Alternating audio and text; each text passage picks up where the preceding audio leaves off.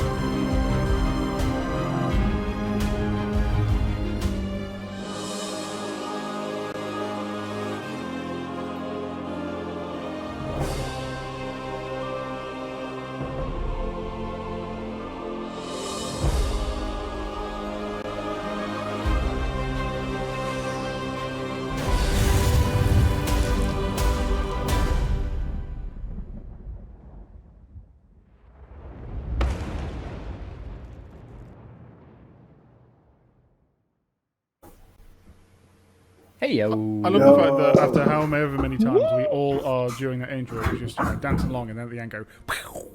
Yeah, but none of us are on time. Doesn't matter. Nobody gets I'm on that time. exactly There's just a right. satellite delay with my actual feed. So that is. That's your excuse, and you're sticking to it. Yeah, 100%. It's a good excuse to stick to be fair. Fantastic. It is a good excuse And to stick to. whenever my jokes don't land and they're not funny, it's also because of the satellite delay. just so you know. Yeah, I mean, delay that issues 200 millisecond delay really can add some offence sometimes, and you don't know what it does. It's weird. 100%. That intro Absolutely. is all rise, all hype. You just keep getting more hyped as it goes. It's great. Absolutely. Yeah. And then it lands on our four lovely faces, so what more could you want? Yeah, I a bit think of on a that climax note, at the end when that happens, but I was going to say, on that note, let's run down the lineup very quick and try not to make it too anticlimactic. So I am Matt, I am your Dungeon Master for this evening, also playing our sidekick NPC character of Callum Verfleur. I almost said Bothrid then, because we were talking about them earlier. That's campaign 1. No, Callum. I am also the existential crisis that is Cog. I love the fact that he's an existential crisis now. It's just brilliant. I love it. Hello, Well, I am he's Dave. secret I am, chaos. yeah, he is.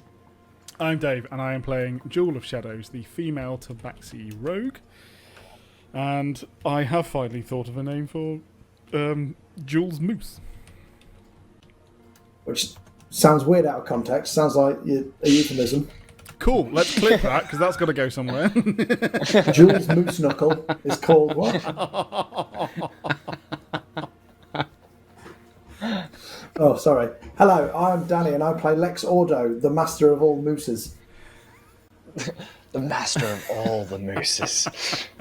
I am Bodhi from Homie and the Dude, but loving being part of Malt and Magic, and I play Edgious Bones, your friendly neighborhood skeletal bard. And dude, my moose is just a pure sass queen, and I love it.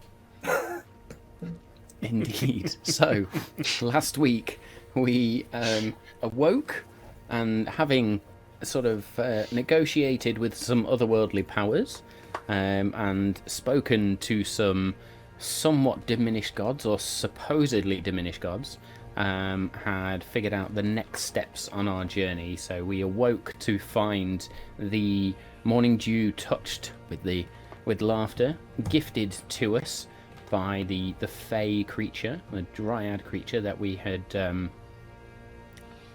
traded with, is the term I'm going to use. Colossally fucked up is the other term we could use in terms of a fey interaction. But we'll blame that on our man Callum for not giving the party the rundown of how to interact with the fey. We then proceeded through the forest and made our journey westward to Dryad's Gate from the Whispering Glade, to try and then figure out what or where we could find the final piece of the magical artifacts that we need in order to heal the fritzing, the glitching portal outside of More Tasty, or Morse Tasty, if you're using the proper name. Continued on our way towards Dryad's Gate. Had a lot of fun. There was an encounter with some giant hogs, some giant boar, which was also a lot of fun. And then the chaos really did ensue with, do you know what? It's getting boring walking. Can we find something to ride? Let's go find some moose. And so we left off last week.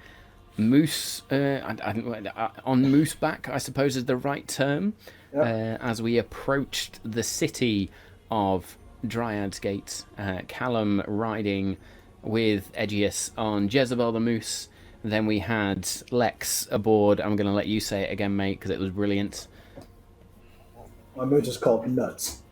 Nuts, the moose. And Nuts, the then moose. Jewel, they're going, I haven't thought of a name yet. And so this week, Jewel, Callum is going to just sort of lean over from behind Edgious. Jewel, have you named yours yet? Oh, I have actually. I thought it quite a nice name.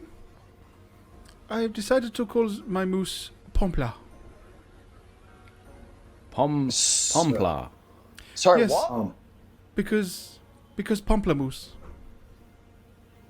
Pamplemousse. Is that pom? It is a Yes. French. It is a what the fuck is this? The What language you Drymerian. speak? Drymerian for grapefruit. Oh. Pomplem. Ah, I get it. It's a pun. It's a play on words. I get it. Maybe I should call Pomplamoose. the moose grapefruit.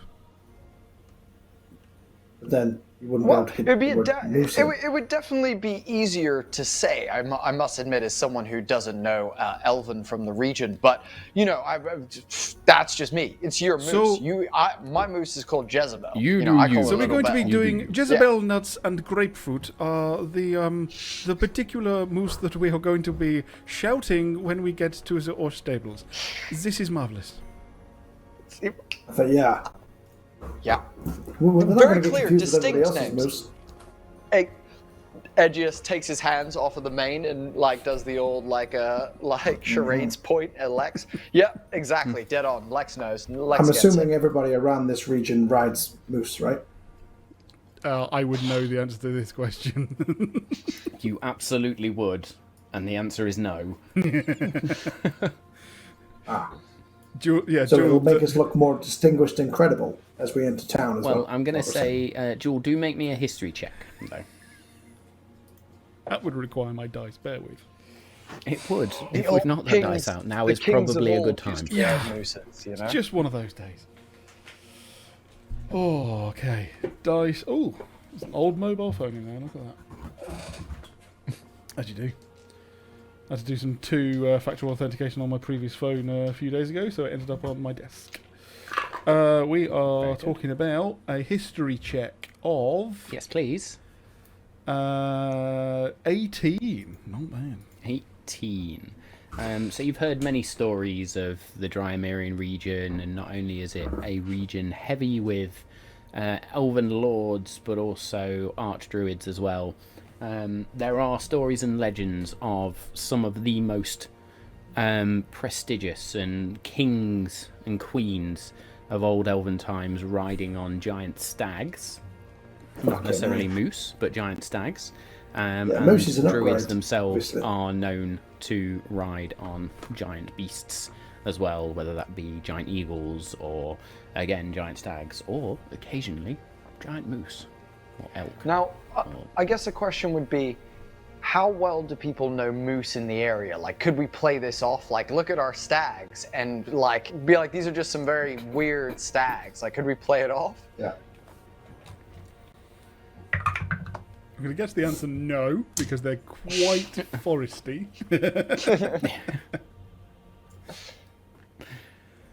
I think they may know the difference between a moose and a stag. Cool. Hey, I think also These are not no, stags, no, guys.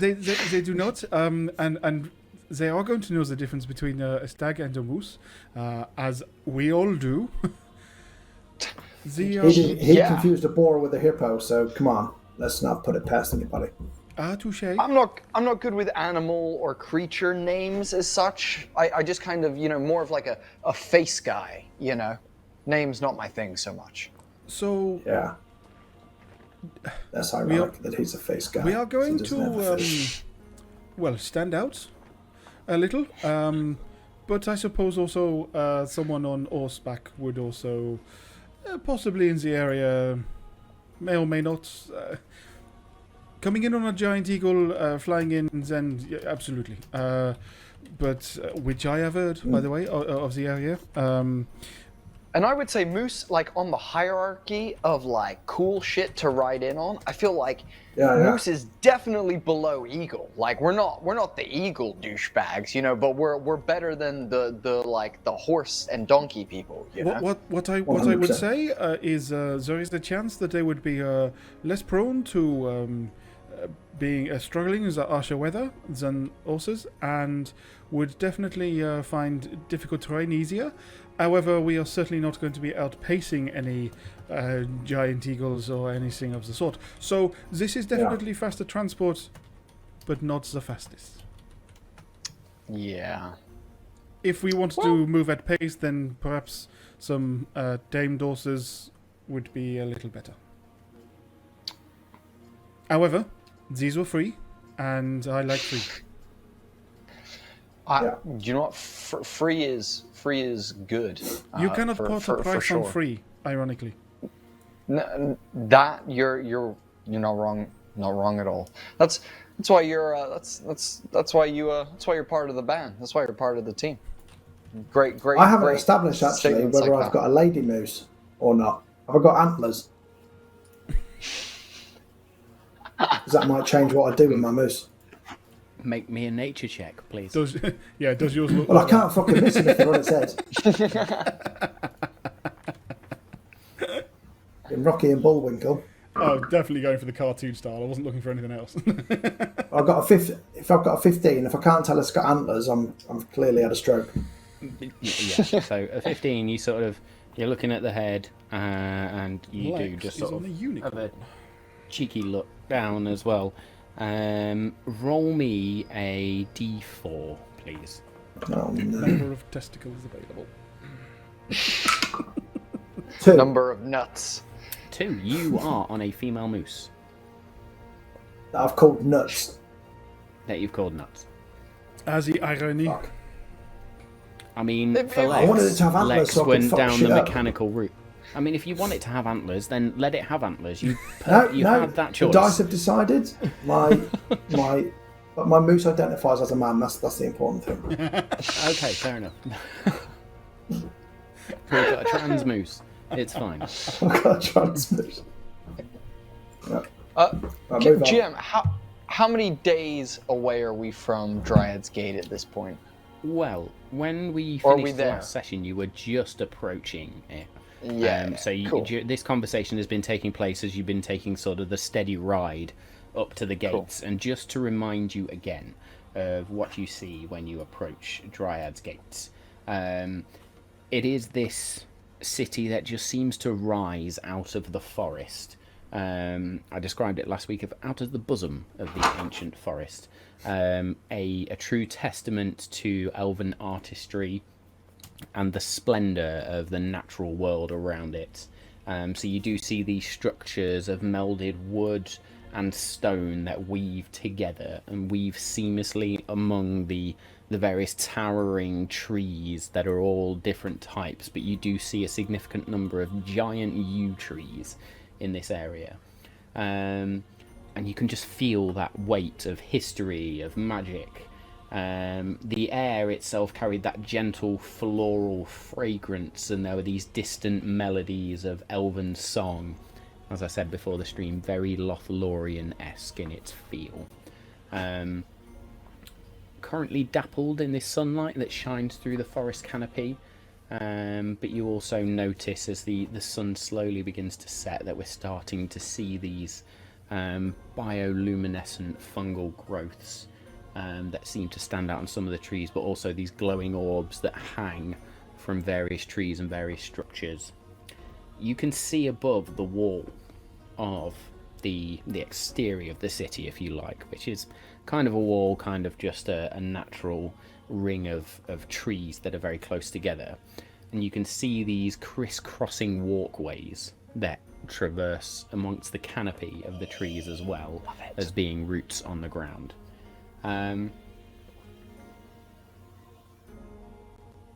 Cool. That will be all you see for now. As we ride up to the gate, Aegeus is going to wave his hand over his face as a shadowy trail of smoke follows it.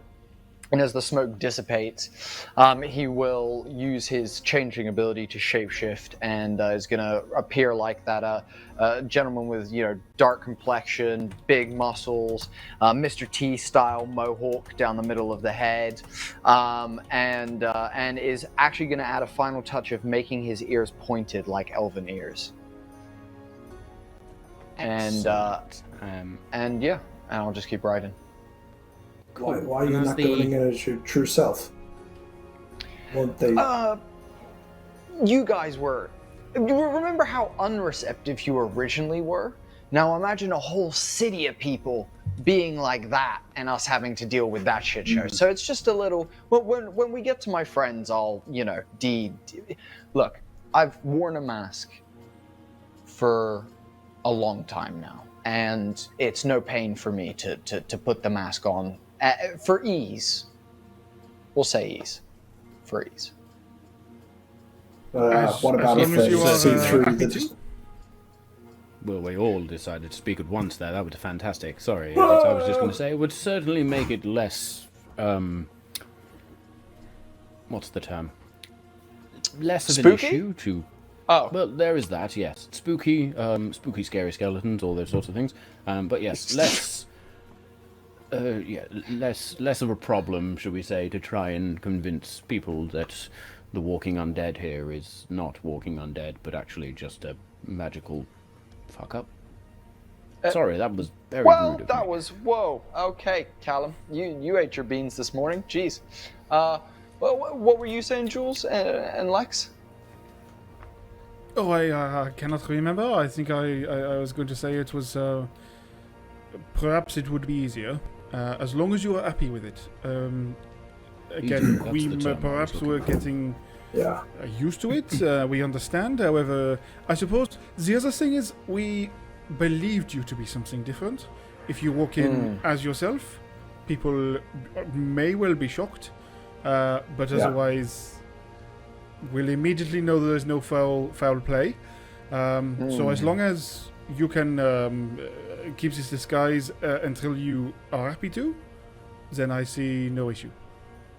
Yeah, my point was going to be if they see through the deception, we're starting off on a place of less trust. I suppose if you go in as yourself, it's Let us put this from the point of the Planar Detective Agency.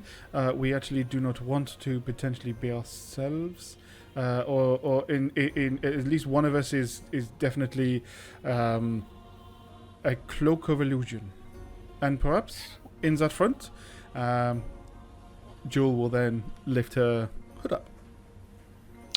So are you lifting it up to go invisible, or just not, to lift? It's hard to see. The only thing I keep thinking of is when the doctor puts that key, the key around his neck, and people can't look at him. That type of thing. It sounded like a compliment weaved into what you guys said about being yourself, and that I should be myself. And you know what? I take it on board massively. And maybe after we have resolved this portal shit show, and then maybe when you guys don't have as much notoriety, we can I like, as long as you guys are cool, like with me and us dealing with the fallout of me being Bones, then I'm happy to do it. But I was thinking, based similarly to what Jules said about we were coming in as with our, and he's gonna hold up the little fake badges that we made and gesture to the paper on Jules' hip and be like, we're coming in as an agency that's trying to find out some information. So I thought best also, and he's gonna point to the ears, to blend in and possibly gain some favor through deception. But you're not wrong. I had not considered the angle of people seeing through the deception, though. Can I Jim, can I roll? Has anyone ever seen through my changeling shapeshift? Have I ever encountered any magic like that before? Roll me D100, please. Oh, okay. And while you're doing that, Callum is just going to look at you and say, "You are fabulous, just the way you are, darling. Don't forget that." Edgius is going to grip Callum's arms that are wrapped around Edgius's skinny waist at the moment as he's holding on. He's going to give on like the a spinal column. Yeah, exactly. He's just like he was before I added skin, just holding onto his spinal column. Just like a loving squeeze almost. Oh shit! That is a flat well, I guess it's 110. Okay. Well, no, that'd be 100 if it's. Zero is across, so 100. We'll call it 100. Yeah. 0 across is 100. So nobody. Zeros. Your disguise, your shape-shifting ability has been pretty much infallible. So two things on that one. Out of character. Does that mean, from the way that Callum's arms moved, that it's not a illusion? It's not an illusion. It is a shape change. Right. That's the first question. So, the only thing, Aegeus, perhaps the ears, if they believe. I suppose no, that is fine. I was thinking that perhaps they would think you are from around here, and it was best to actually look like someone not from around here. However, I actually do not know.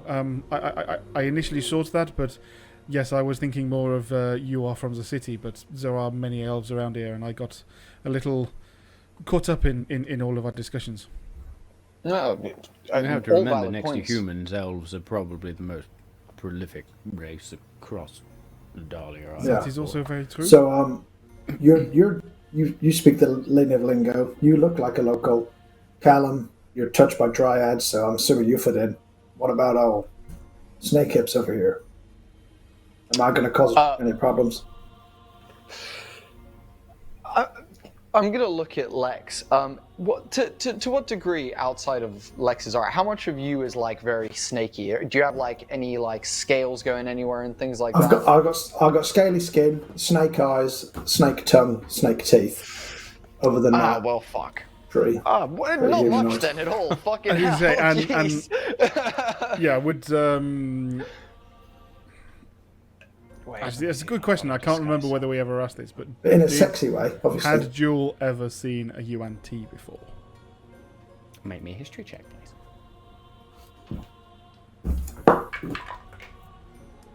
Oh, nat 20.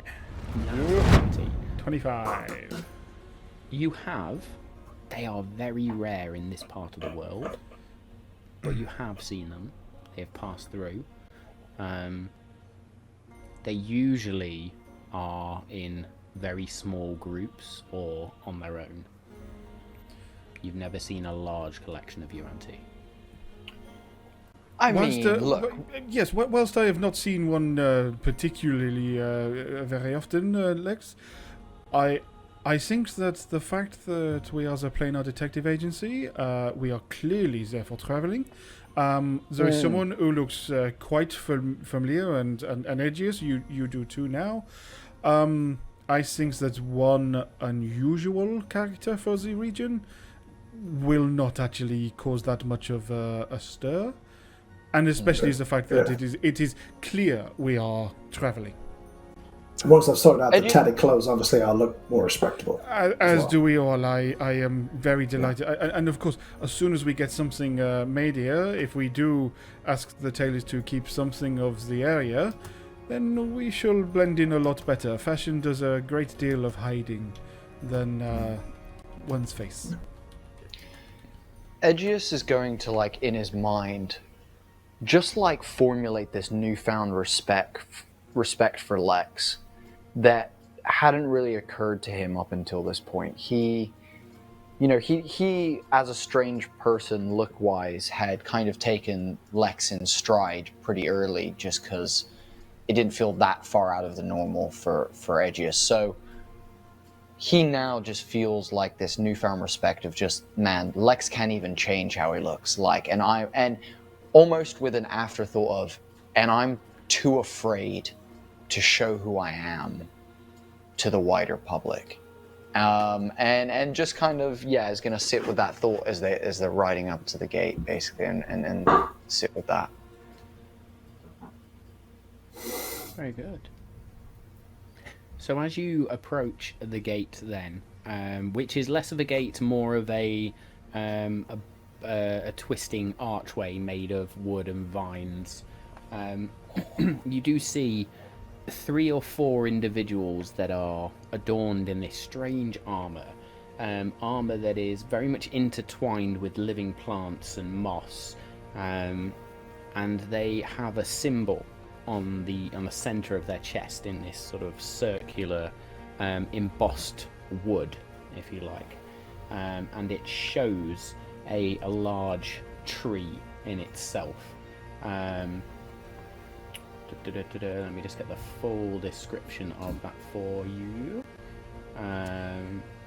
So yes, it's got this giant silhouette of a giant yew tree, and there are intertwined vines and leaves that form part of this symbol. You also notice that they wear these cloaks that look like they're made of leaves, and they seem to shift in colour. And you notice that they are a very, very verdant green right now. I will allow you to make either Arcana or Nature checks there. As we ride up, I'm going to turn to Callum and say, do you know Elvish? Do I know Elvish? That's a very, very good point. Yes, I do, as a matter of fact. You do? Awesome. You're going to be my translator. Go with me. Follow my lead. Of course, darling. 13 for me. 13? Nature or 19. Arcana? Arcana. 11. It was 11 19 on Arcana for me. nature. 11, 13 Arcana, and 19 on nature. 19 on Nature. So Lex, Callum, and Aegeus are more focused on next step in terms of, okay, there's these people, we need to converse with them, what's next? Jewel, however, you are the most perceptive, probably, of the whole bunch. And you notice that actually these cloaks seem to reflect the very state of the trees around you, almost like they mirror the season of sorts. So there's got this height of summer feel to them right now. And as you then approach, they're all going to just sort of step there and very tentatively just hold out hands and halt. Aegeus is going to ride forward with Callum on the back, and he is going to begin doing some fake sign language that he isn't real at all, and then gesture to Callum as if to say, translate, Callum. What the fuck are you expecting me to do with that? He's going to just elbow him. He's going to like send an elbow back into Callum and be like, talk now. So Callum switches to Elvish, and we come in peace. We are friends to the elves. We are the Planar Detective Agency here to search for information. Jewel at this point will jump in also in Elvish and say, greetings, everything you said is absolutely true. I am also from the west of here. May we pass?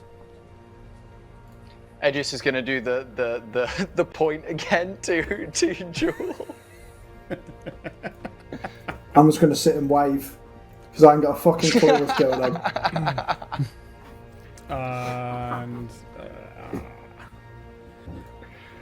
the elf that sort of stepped forward and has greeted you. Planar Detective Agent, I've not heard of this before. But if you seek entry into the city, this is no problem. You will need to leave your mounts, probably at find the druids. There's a small grove just on the inside here where our traveling druids tend to congregate. They have many creatures there anyway. Perhaps they will take care of them for a fee. that is very kind, thank you. Just out of interest, is there any word of any dealings from the west or near Stonebark Village? Any ill Stonebark? news? Yes. Ill is relative. There is talk of strange shadows, but Not too much recently. There was a lot of activity, maybe 4 weeks, maybe more, a month ago. Not so much now. Thank you. Come to very think kind. of it, I don't think we have had anybody from Stonebuck travel this way recently. I'm sure this is of no concern. Yes, simply we have been traveling. This is the closest I've got to there so far. So thank you very much. You say the druids are this way and to the left? Oh, there is a small little grove, I guess you could call it, where our druids, before they set out, this is where they congregate and gather their supplies, rather than having to come all the way from the center of the city and out. It is no short journey. And quite difficult on steeds. Indeed. Thank you. Very, very good day. As we go past the elf, Edgis is going to be like, and then like gesture to Callum. He says, "Thank you, darling." Point and right on through after Jewel. Can somebody tell me what just happened? Does anybody speak common here, or am I going to have to spend the whole time confused? Oh, sorry, Lex. Yes, we are going Yeah, to. I don't know either. We are going to drop off our steeds, the moose, with some druids. Right. I'm sure we will need to pay them a small fee for looking after them, and then this is unwise for us to take them into the rest of the city. I did also get a little information. There were still shadows appearing in Stonebark up to a month or so ago. Stonebark. They have not Isn't had that your- anyone. It is my my village, my home place. There has been no one from Stonebark since the last couple of weeks. I hope that is not a bad sign. Yeah. Well, no news is usually good news, I often say. Is what I am going to go with here. As Yeah. much as I am distracted about this information, there is very little we can do, and we do need to stick with our current objectives while here, for sure. Shall we go drop these beautiful creatures off and then make our way to my tailor so we can then battle strategy, finding information about the crystal and the what was her name? Micronesia? No, what was the lady's name that you needed? Mayonnaise. Mayonnaise. As I said, face guy. I think we should go to your tailor first. I'm sure we were able to sort some stuff out there, however long it may take. I was then thinking, I wasn't sure whether it would be a blacksmith. I was thinking possibly more a jeweler. We do not need to find an expensive one. Simply one we can ask to have some proper badges made. We can give them the designs, some silver to make them out of. All of that should be fairly easy, I am sure. Do you know what? Now that you say it, I would love to have my gem that I gave you, Lex, had a look at and possibly find some more information out about that. You Do bastard. do you still have that, Lex? Yeah. It's in the bag.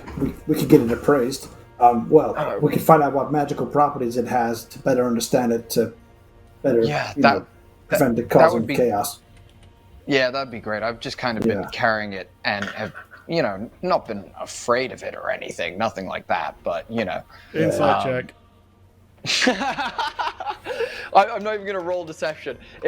He's so afraid of it. There is like just a genuine quiver in his voice. As I'm saying, yeah, that's fine. It's in my bag. Cog is doing a weird... He's just rustling in my pocket and he's being... What is the matter with you? Cog is actually trying to act as nonchalant as possible, just sort of swaying. if he can sway, Insuspicious. which is weird. Yeah. But what you will hear is, you won't hear me saying that in common, you'll hear clicks and whirs as I talk to him in the native tongue. He does the Joey, and suddenly he's Cogwood. just like, Yeah. Looking. I don't know what it I means. mean, Cog does freeze, and then Cog enjoy song. What's up? And then I'm assuming we then spot the druids playing panpipes and No, you stroking can raccoons hear in the that corner. elf song that just emanates throughout the city. But as you turn left, you do see what looks like a small grove/stable area, and you can see all manner of beast and creature in here. There is what looks like a sleeping bear. There is a horse, an eagle in here. There is also a couple of owls, and excuse me, what was I going to say? Oh yes, a ram also in here.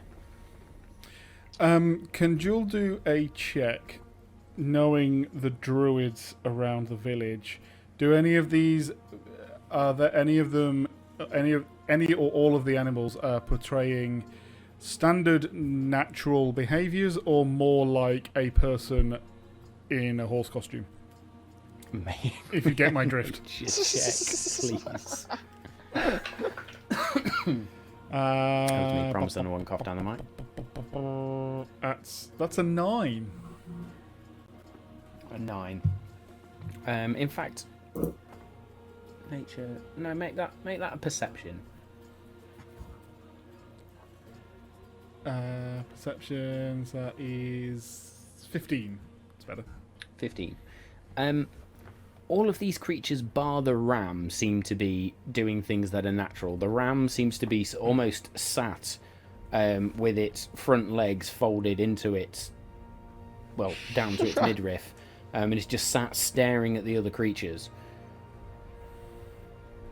Okay, Jewel will get off her moose, pamplemousse, and will head up to the goat. This is very weird. A cat just got off a moose and speak to a ram. It's all going very well. In Elvish, we'll speak to the ram. Excuse me, is this the druid's grove?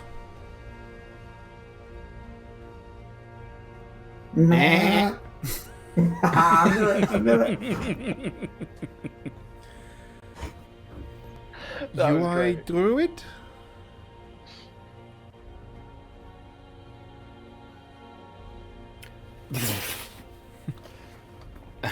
The ram shifts into this form of a person, a male druid, elven druid, who looks really grumpy, actually, and is just going to look at you. Oh, good.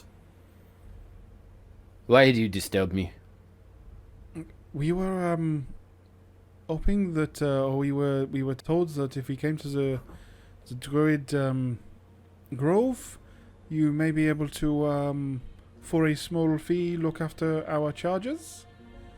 Is this possible? Charges? These are not charges, these are moose. Three Yes. moose you bring into city. Yes. 3 moose. That did no mean feet. Three, yes. Are we speaking Sorry. in Elven or Common here? Shifts into common. You bring 3 moose into city. This is a challenge. Yeah. This is why we Yes. are leaving them here and not trying to bring them any further in. Oh, They're well, Well. tamed. Yeah. Well that behaved. will remain to be seen. Oh. Fine, have you named your moose? Yes, this is grapefruit. Grape, how This is, original. this is nuts. Not you know this is female, yes?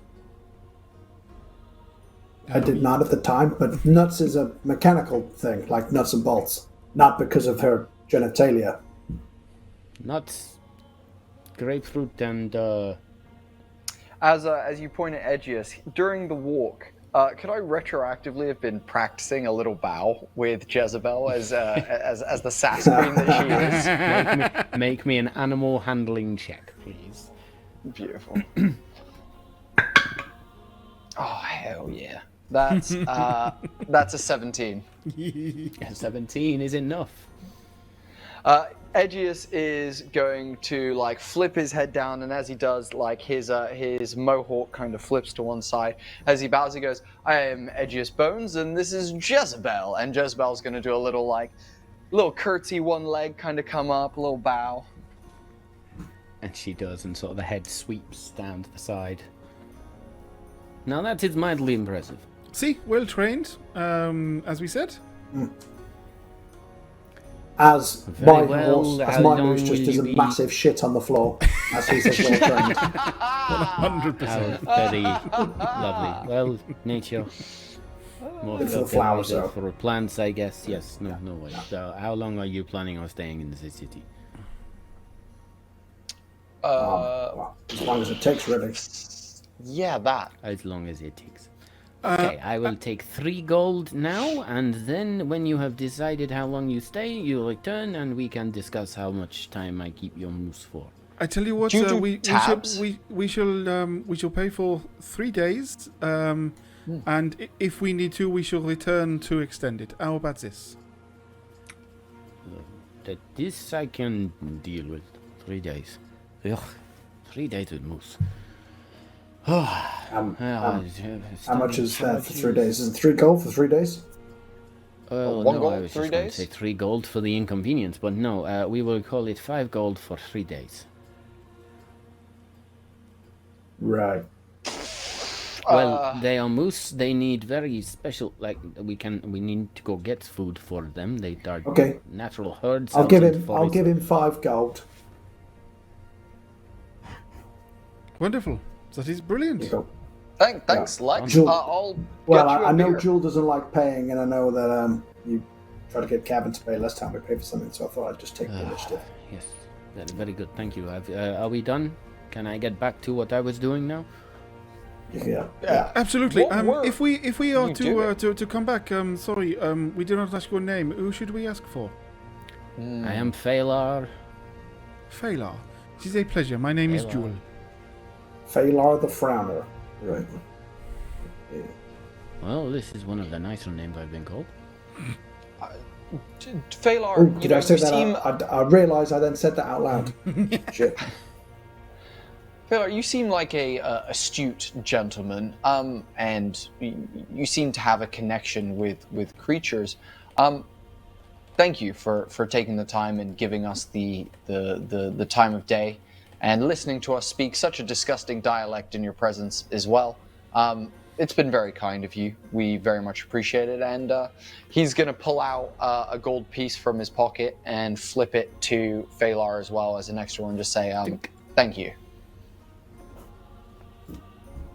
I will give this one extra food. That's not what it was for, but sure. Come on Very then, good. gentlemen. We have business to attend to. Oh, quickly, before we go, actually, we are part of a detective agency, as such. Whoopee And for you. indeed, now you would see a lot of comings, goings, happenings, not happenings. Would you, by chance, have met? And he's going to gesture to Jewel for the name. It was. Oh, sorry. I do. the I do name not was- think it is of particular issue at the moment. But perhaps we can ask at a later date. It is by the by. No problem. Apologies for disturbing you. Hope you have a great time watching your animals. Thank you. Yeah. Joel will turn Ciao. around and walk away and grab Edgius's arm in sort of the hook of the elbow in each one and just walk away. Oh, I'm sorry, I did not bring your arm and leave you there, did I? Oh no. Yeah, it did. Just okay to say. And it just underneath the skin that he's now put on there. You just hear a little pop. I am sorry, Edius. I did not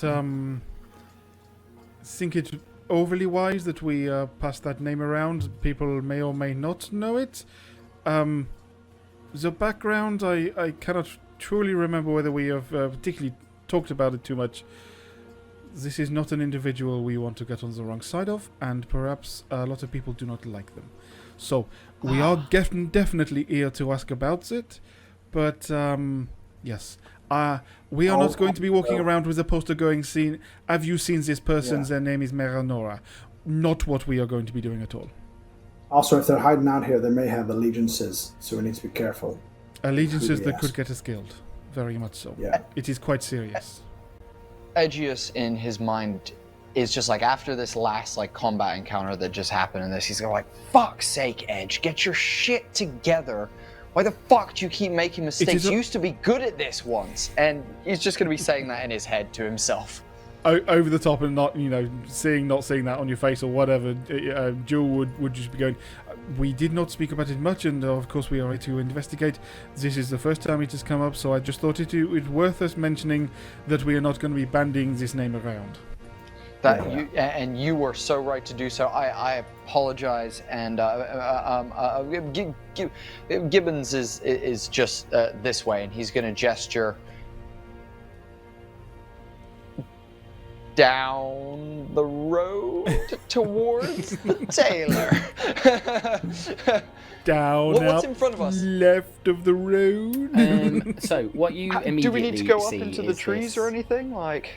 So you see this open space there as the light begins to fade now, is very much surrounded by these bioluminescent plants that seem to light up as the sun sets, and you see a number of stalls that are selling various exotic goods from across the lands, and then beyond that, you see these series of what look like pools that feed into another. Interconnected clear water pools, if you like, that almost glow with almost a golden essence around them, and you see multiple crossways, and then as you look to your right you can see what looks like more standard shops and smiths and alchemists and different sorts of trades being performed in the city, and you also see a small little almost like plaque that is in both Elvish and Common, and it says Sundew Plaza. Is Gibbons in Sundew? Yep.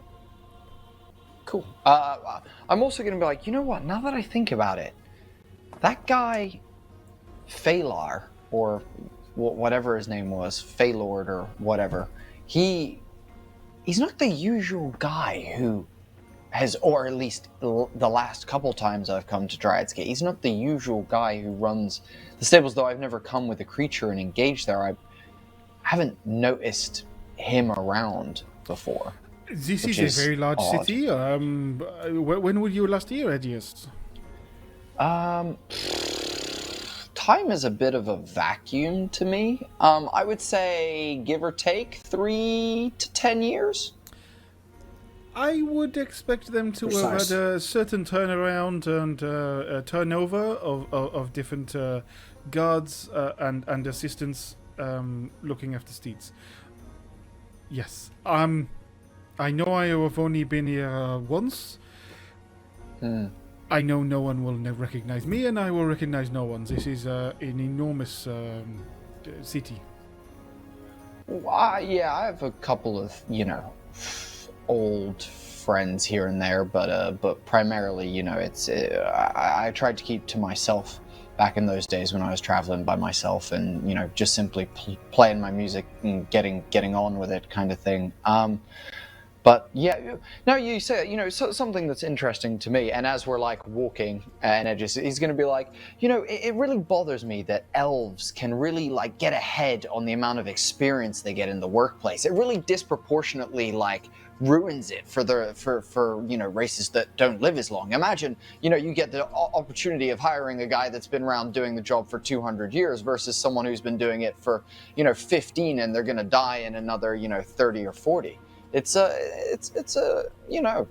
terms of solidarity, you want to hire elves, but at the same time, humans are fucked. That is interesting, Aegeus. However, one human or similar, Tabaxi, any other, they will spend their life doing it. Therefore, they will make it their life's work.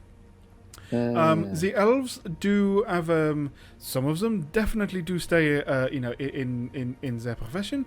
Those who do, either they get incredibly good at it, and of course there is a niche for this.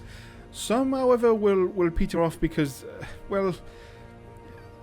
they think they know what they are doing and it should be done this way. Well, that is what happened 100 years ago, and it is not changing now. So you do then get that newer person, or they get tired of it and they will try and make learn a new profession. So it is ever changing. It does have definitely an overlap, but I would find you'll find some extremely skilled humans and other ones. Of course, the dwarfs have. They really do, brilliant at many things they do and live longer than humans.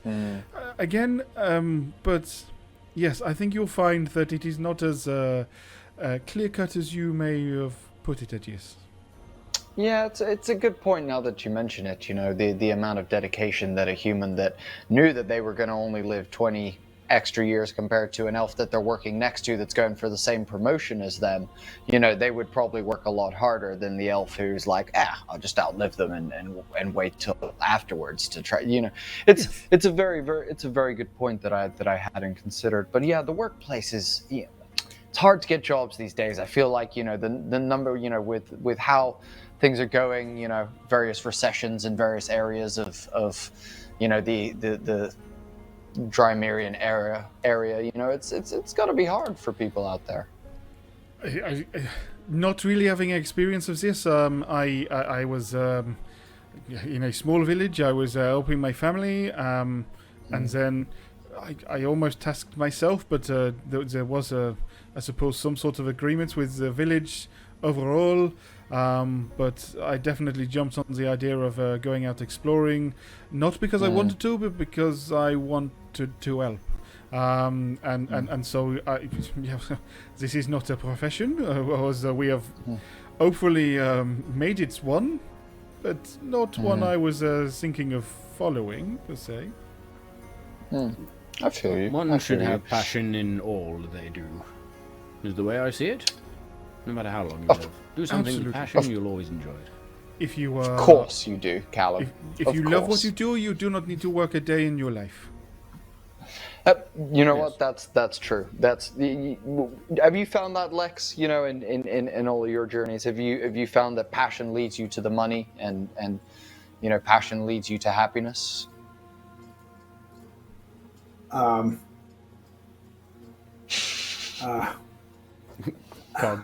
used to doing things because it's the primary directive that I've been given, or because it is needed to keep the balance. I'm not familiar with doing stuff because it is passion.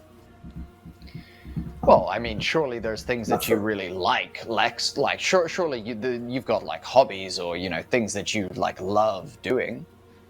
I like to fix things. Take things apart, figure out how they work, put them back together again. There you go. And he's going to look at Callum and Jewel as if to be like, there's many professions that and spaces where one could practice such things and gain, be able to express their passion in such a way with mechanic things. Anyone else? I got gifted some of these tools from a artificer friend of mine on a airship, and I had a lot of fun working with her. Oh, well, hey, maybe we can find you a maybe you could do some freelance along the side of the Planar Detective Agency. Maybe you could fix things. To fund for our people here and investigation. Yes, great idea. That's, and who knows? Maybe you'll find passion in it. Maybe you'll gain some great happiness in such a way. That is a very good point that you raise. Is while we are here, perhaps we can find some fast turnaround on gold, as in anything. If we can help anyone or do anything, just we need to find some gold. That is for sure. Well, there are deals do very pay quick well. ways of getting gold, my friend. I would be happy to do some performances if need be. I would be happy for you guys to join that's me. not I have what some I was spare thinking. instruments in Sorry. my bag. No, I thought you would have a lovely singing voice, Caleb. No? Do you know what? I've never really tried. Well, I think we just found an opportunity for you to try something that you might be passionate at. Here comes Pavarotti. Maybe later. I didn't mean like right now. I just meant like. But I'm happy to after maybe. Yeah, of course. Yeah, well, I'm thinking maybe after Gibbons we could. I'd be happy to go try and win us some cash in my method. But I know that there's some other, and he's gonna wink with his skin eye, which he can't usually do, and be like, other methods. I don't follow. Yes. Well, the light-fingered tend to find gold very quickly. We can't be a detective agency and also steal. That's not how it works. Oh, that's a fair one. That's a fair one. Nah. One could also argue that the heavy-fingered could find gold very quickly, depending on how heavy-fingered there are. And I'm going off on a tangent here. I would. What if we? No, Jewel, please, Jewel. No. I was simply going to say that we are missing quite an obvious thing here. We are the Planar Detective Agency, and we simply need to find someone. I was about to say that. That is exactly right. All we need to do is find someone who has something who they need detecting. Okay, I like it. I feel like we're the music plus detective plus mechanics fixing things. I feel like in maybe 3 to 6 months we'll have a good amount of income and be able to do what we need to do financially. But I don't imagine we plan to stay here for such an amount of time. Our primary motive. Well, we got two motives being here, right? Star Touch Crystal. Yeah. Meganora. In that order. In that order, yes, I believe that is quite right. Also, on top of all of that is let us clean up and get some official-looking badges. We need to look presentable first. I may even also try and get a more official seal created by the same person for us to be able to stamp letters with. Not necessarily the stamp that we were looking for this other letter. That is going to be something different. I'm sure I will sort out. Good shout. Here it is.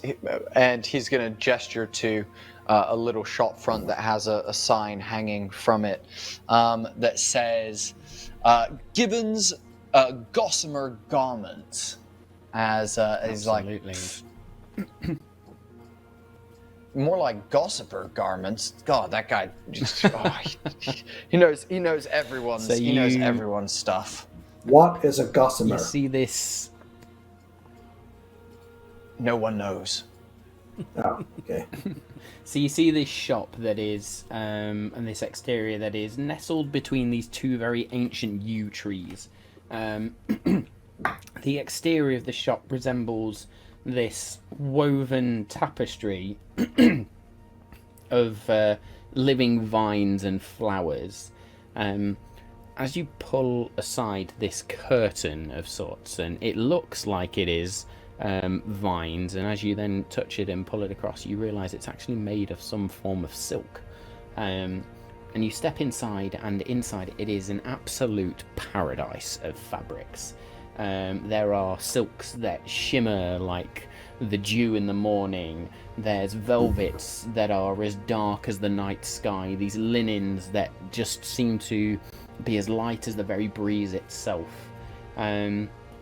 You notice in one corner there is a number of items, a collection of items that look like they've almost been sourced directly from the forest. Garments that seem to just blend seamlessly, or so seamlessly with nature that it's almost magical. And as you push the curtain to the side and step in, there is just this sound of like wind chimes on the breeze. And a voice that sounds out from the back. "Give me 1 minute, I will be there shortly." Gibby! Oh, God. And an Gibson, individual my comes man. forward from the back with a look on their face of shit. Gibbon, as they step forward, Aloysius Gibbon, stands at about 5'6", a modest 5'6", a touch shorter than your sort of average elf. They have this chestnut hair that is sprinkled with streaks of silver that cascades down their back, and is tied in this very, very neat ponytail. His eyes are very, very sharp emerald green, set beneath these very slender eyebrows, always inspecting and always paying great attention to detail, to the tiniest details. You can see as he brings his hands together, there are these long, dexterous fingers, and you can tell just by looking at him that this individual is able to work with a speed and precision unlike anyone else. And as he steps forward, "Edge's bones. What Gibby! brings you back on my doorstep?" I was in town, and of course I had to come see my good old friend Gibby, and he's gonna go over and Yes. pat him on the shoulder, and be like, so these are my friends. We are actually a detective agency now. I'm back in business. Make me a persuasion check, please. Jewel at this point Alrighty will walk in through the curtain. DM, if Jewel could have just stayed back a little bit to see if anyone had been following them. Yes, absolutely. Make a perception check, please. That is a 21 on persuasion. 21. Well, it is about time you got back into business. This way I don't have to cut myself punching you in the face anymore. Look, last time, I know, like, what happened with your sister. Like I said last time, it wasn't my fault. She came on to me, man. But look, that's neither here nor there. It's neither here nor there. We are here because we need a place to discuss some things and possibly get some, and he's going to gesture to the group in our tatty wares, some repairs, maybe some new garments. We look, we're onto something. We're onto two things that could be quite big at the moment, and we are in town investigating. The only person I could think of that, would be good enough to house us, to look after us, was you, my gracious old friend who has always been amazing to me. All right, you've buttered me up enough. It's fine. Look, my sister, she accepted. She did. She come on to you, and the whole fight was unnecessary. How's she Come doing? to think by of the it, she traveled east. Yeah, she went east.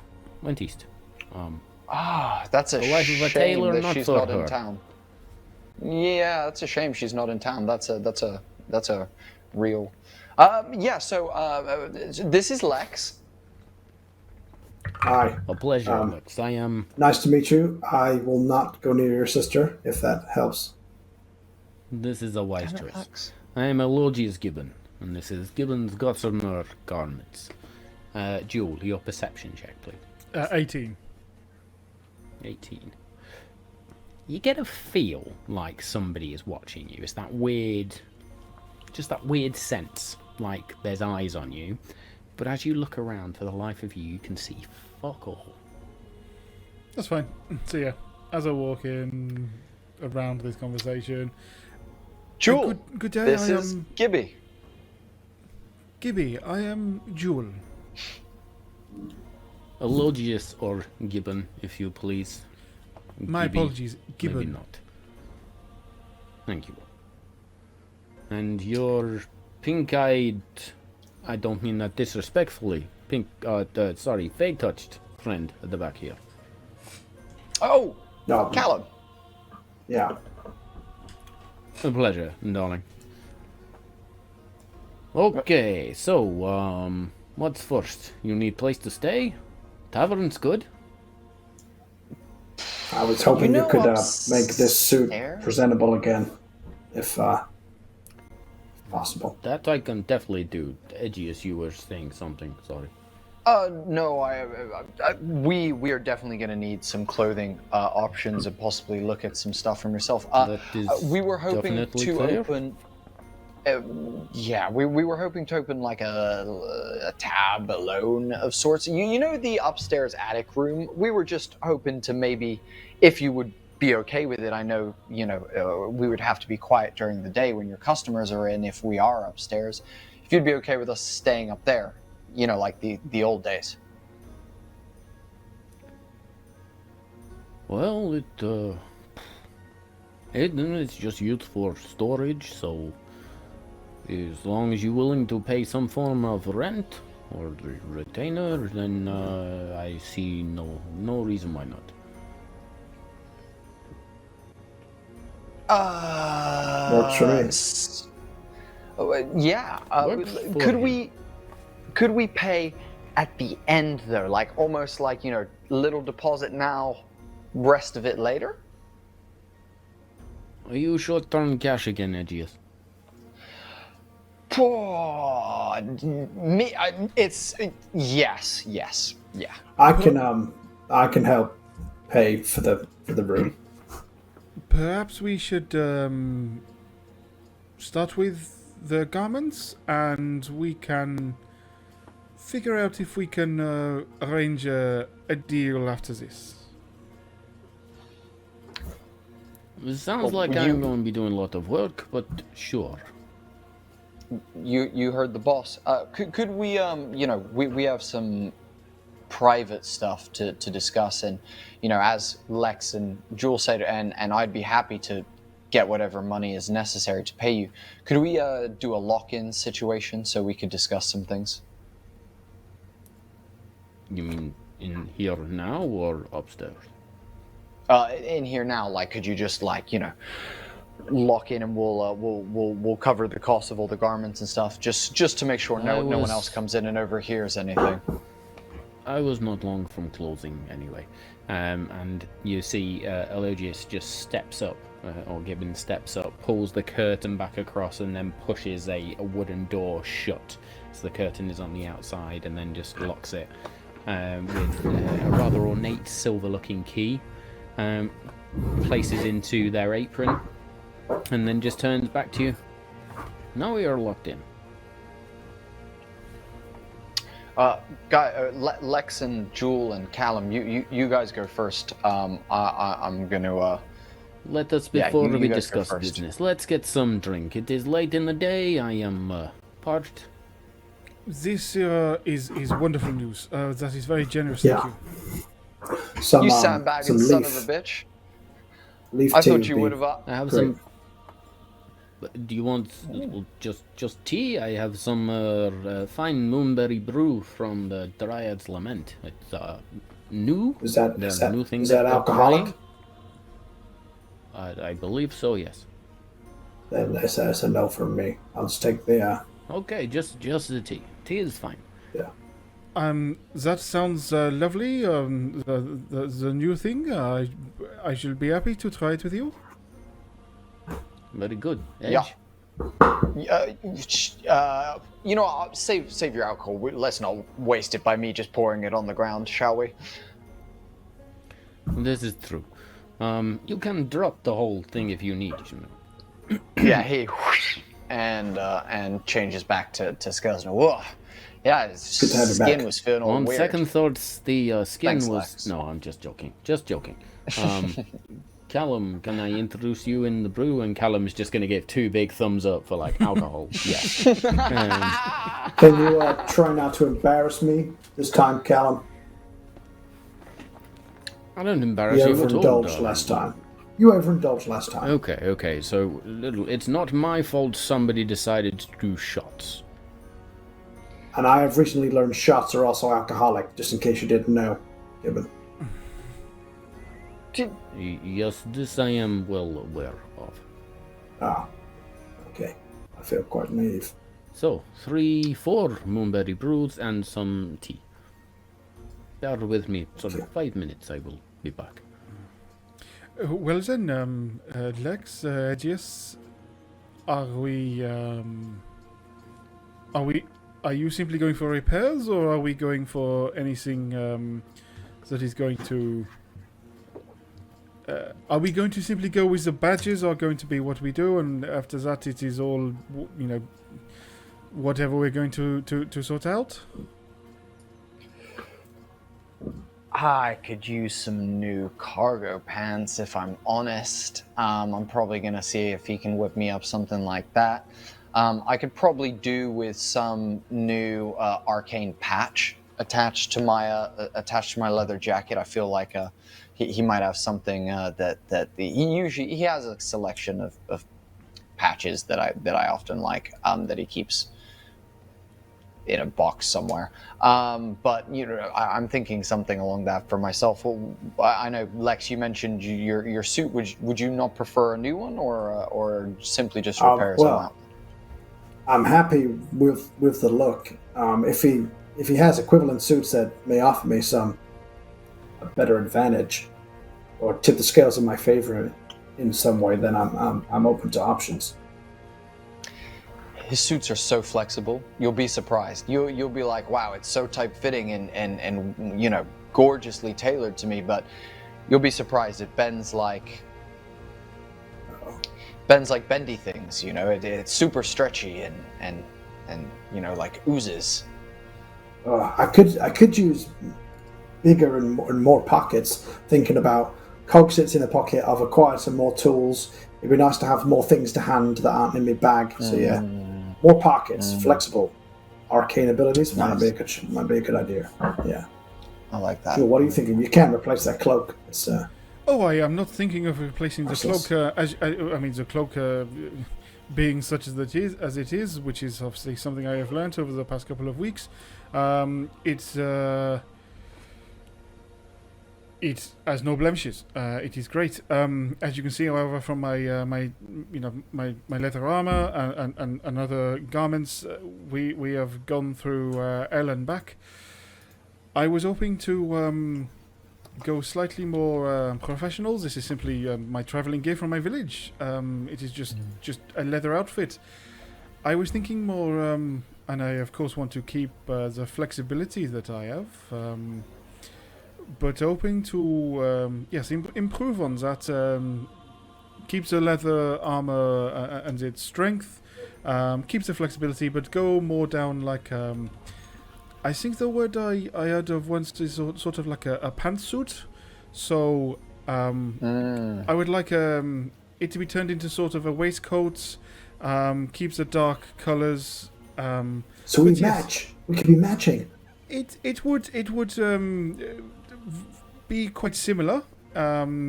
I thought that would be quite nice. Look very much more professional in our detective agency. However, I definitely want to keep that. There's a mobility. I don't think the and she points down to the knee guards she's got on. She's like, these I may be able to get these removed, or just as long as I keep the protection of my joints down there.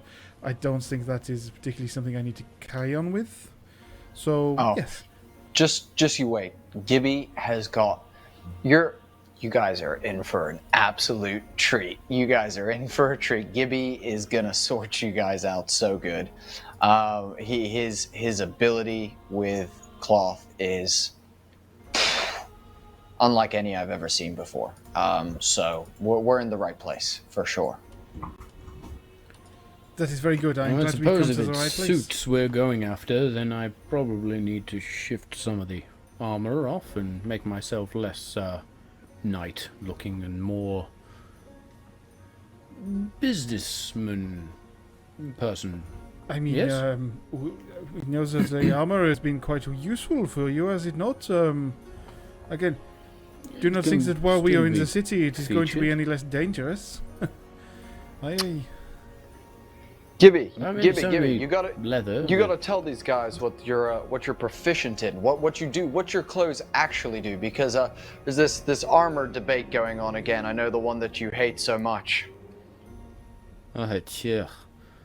Armor, yes. Well, look. I am good with fabrics. I can weave things that will be gentle on the skin, but when somebody tries to stab at you with blade, no damage. Not even damaging the fabric. I am good at this.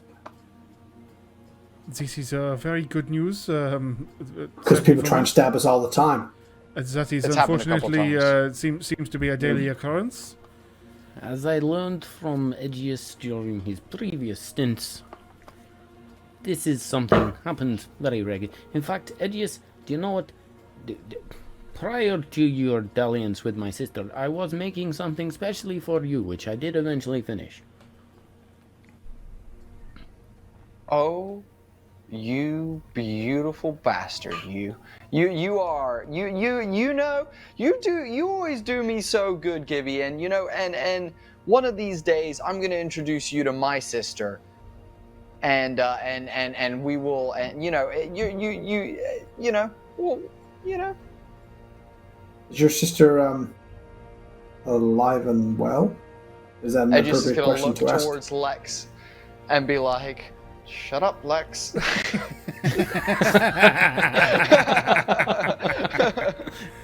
Jules is going to be like Scott. Yes, well, if I was interested in sister, then perhaps. Listen, and he pulls out this black, looks like leather vest, very much fitting with your current style. I even came up with a funky name for this. It is the vestment of vivid verse. That must be quite difficult for you to say without any lips.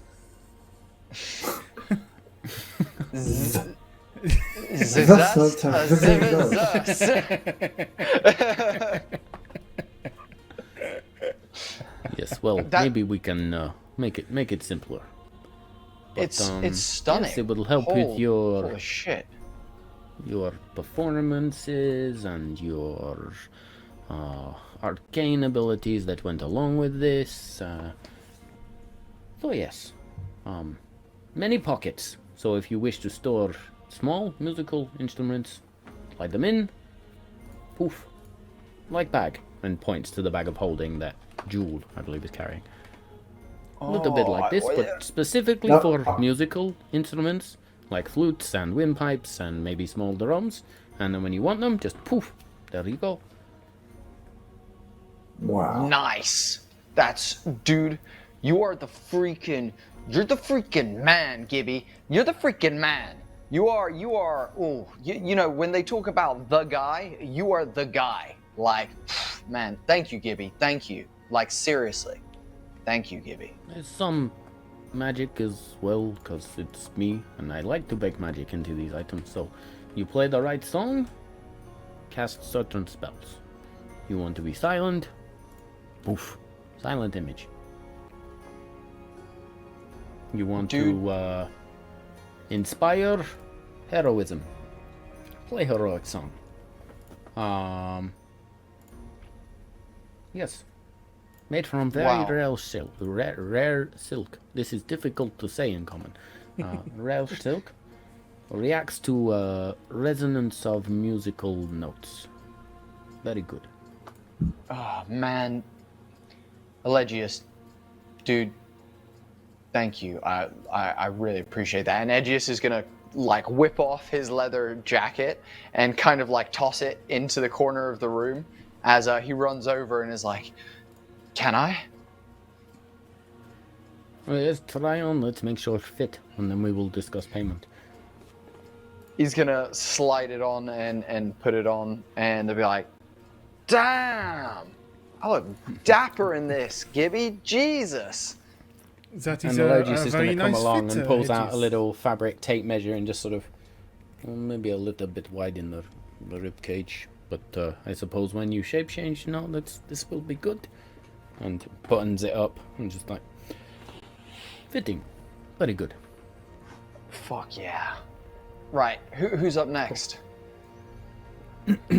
So I will send you the details on that afterwards, after tonight. Oh yeah, please do. Yes, my auntie friend, Lex, I believe it was. Yeah.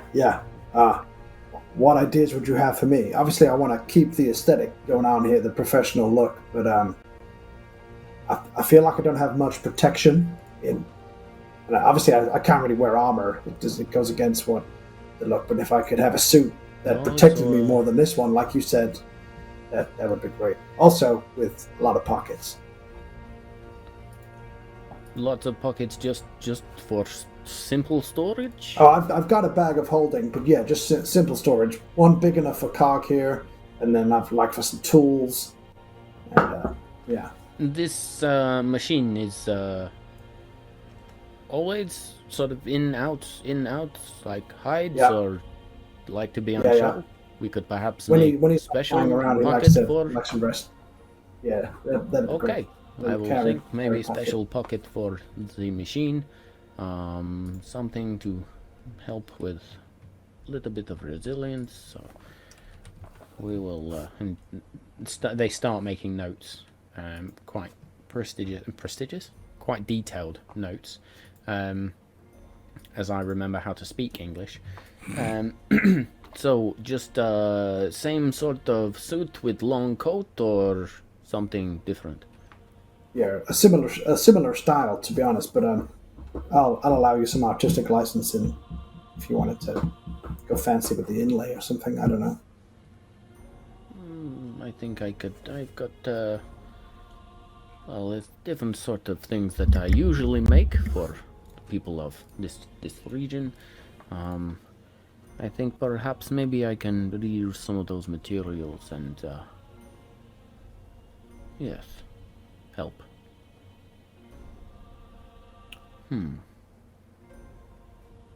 Yes. So just extra defense and pockets. Anything more specific? Yeah, I mean, in real life, I want a bit more AC. I think. If that didn't come across. But I can't really. Do I want new shoes? Do I want some fancy shoes? Oh, good question. So, something to boost one's vitality, something to boost someone's defense, and then pockets.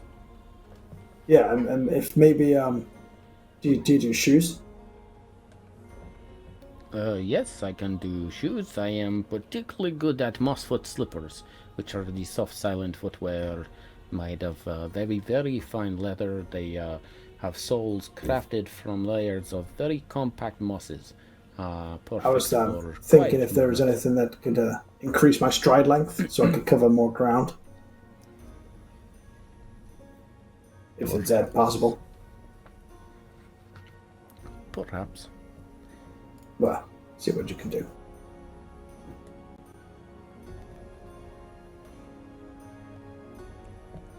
Very good. I think we can perhaps work with this. Okay.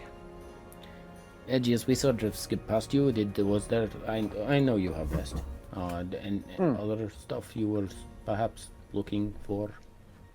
I mean, if you have any of my old Bonehead patches or Bone Brigades patches that you could maybe, I don't know, infuse with some sort of, more protective magic, as since meeting these jabronis. I've been in a couple of scraps a little bit more frequently than I thought I was going to be. So anything like that. But seriously, like, look. I'll be honest. We don't have loads of cash, so whatever. Just yeah. Take it easy. Jules definitely. Jewel needs more attention than me, especially after you crafted this freaking sick vest. I could probably work with patch and not necessarily make it permanent, but give you ability to maybe do something once per day to give you extra arcane defense. That would be super dope. That sounds metal as fuck, and I love it. Very good. This I can do. And my tabaxi friend, Jewel. Beautiful name, by the way. Thank you. I was hoping to upgrade my look. Looks like slightly more professional, but I would like to keep some of the designs that I have brought from my village. It is quite sentimental to me. As you can see, this cape is absolutely fine. I do not need any alterations to this. It is more of the leather and garments I am currently wearing. I am thinking more of, as I say, more professional, sort of more suit-like. Perhaps a waistcoat similar to Lex. I would like to keep my my flexibility, but at the very least not lose any protectiveness. So Joel will then go through and describe sort of like waistcoat that has a very similar colour to what she's currently wearing. Sort of got the browns, but also there are stripes of sort of a deeper blue grey that go through, and it's like to try and keep that in the new design. The waistcoat would be to then it sort of, how sometimes it can they massively overlap, so basically it does up one side, and it's sort of so the buttons are actually over to one side, but it still looks very nice, Asymmetric. Yeah.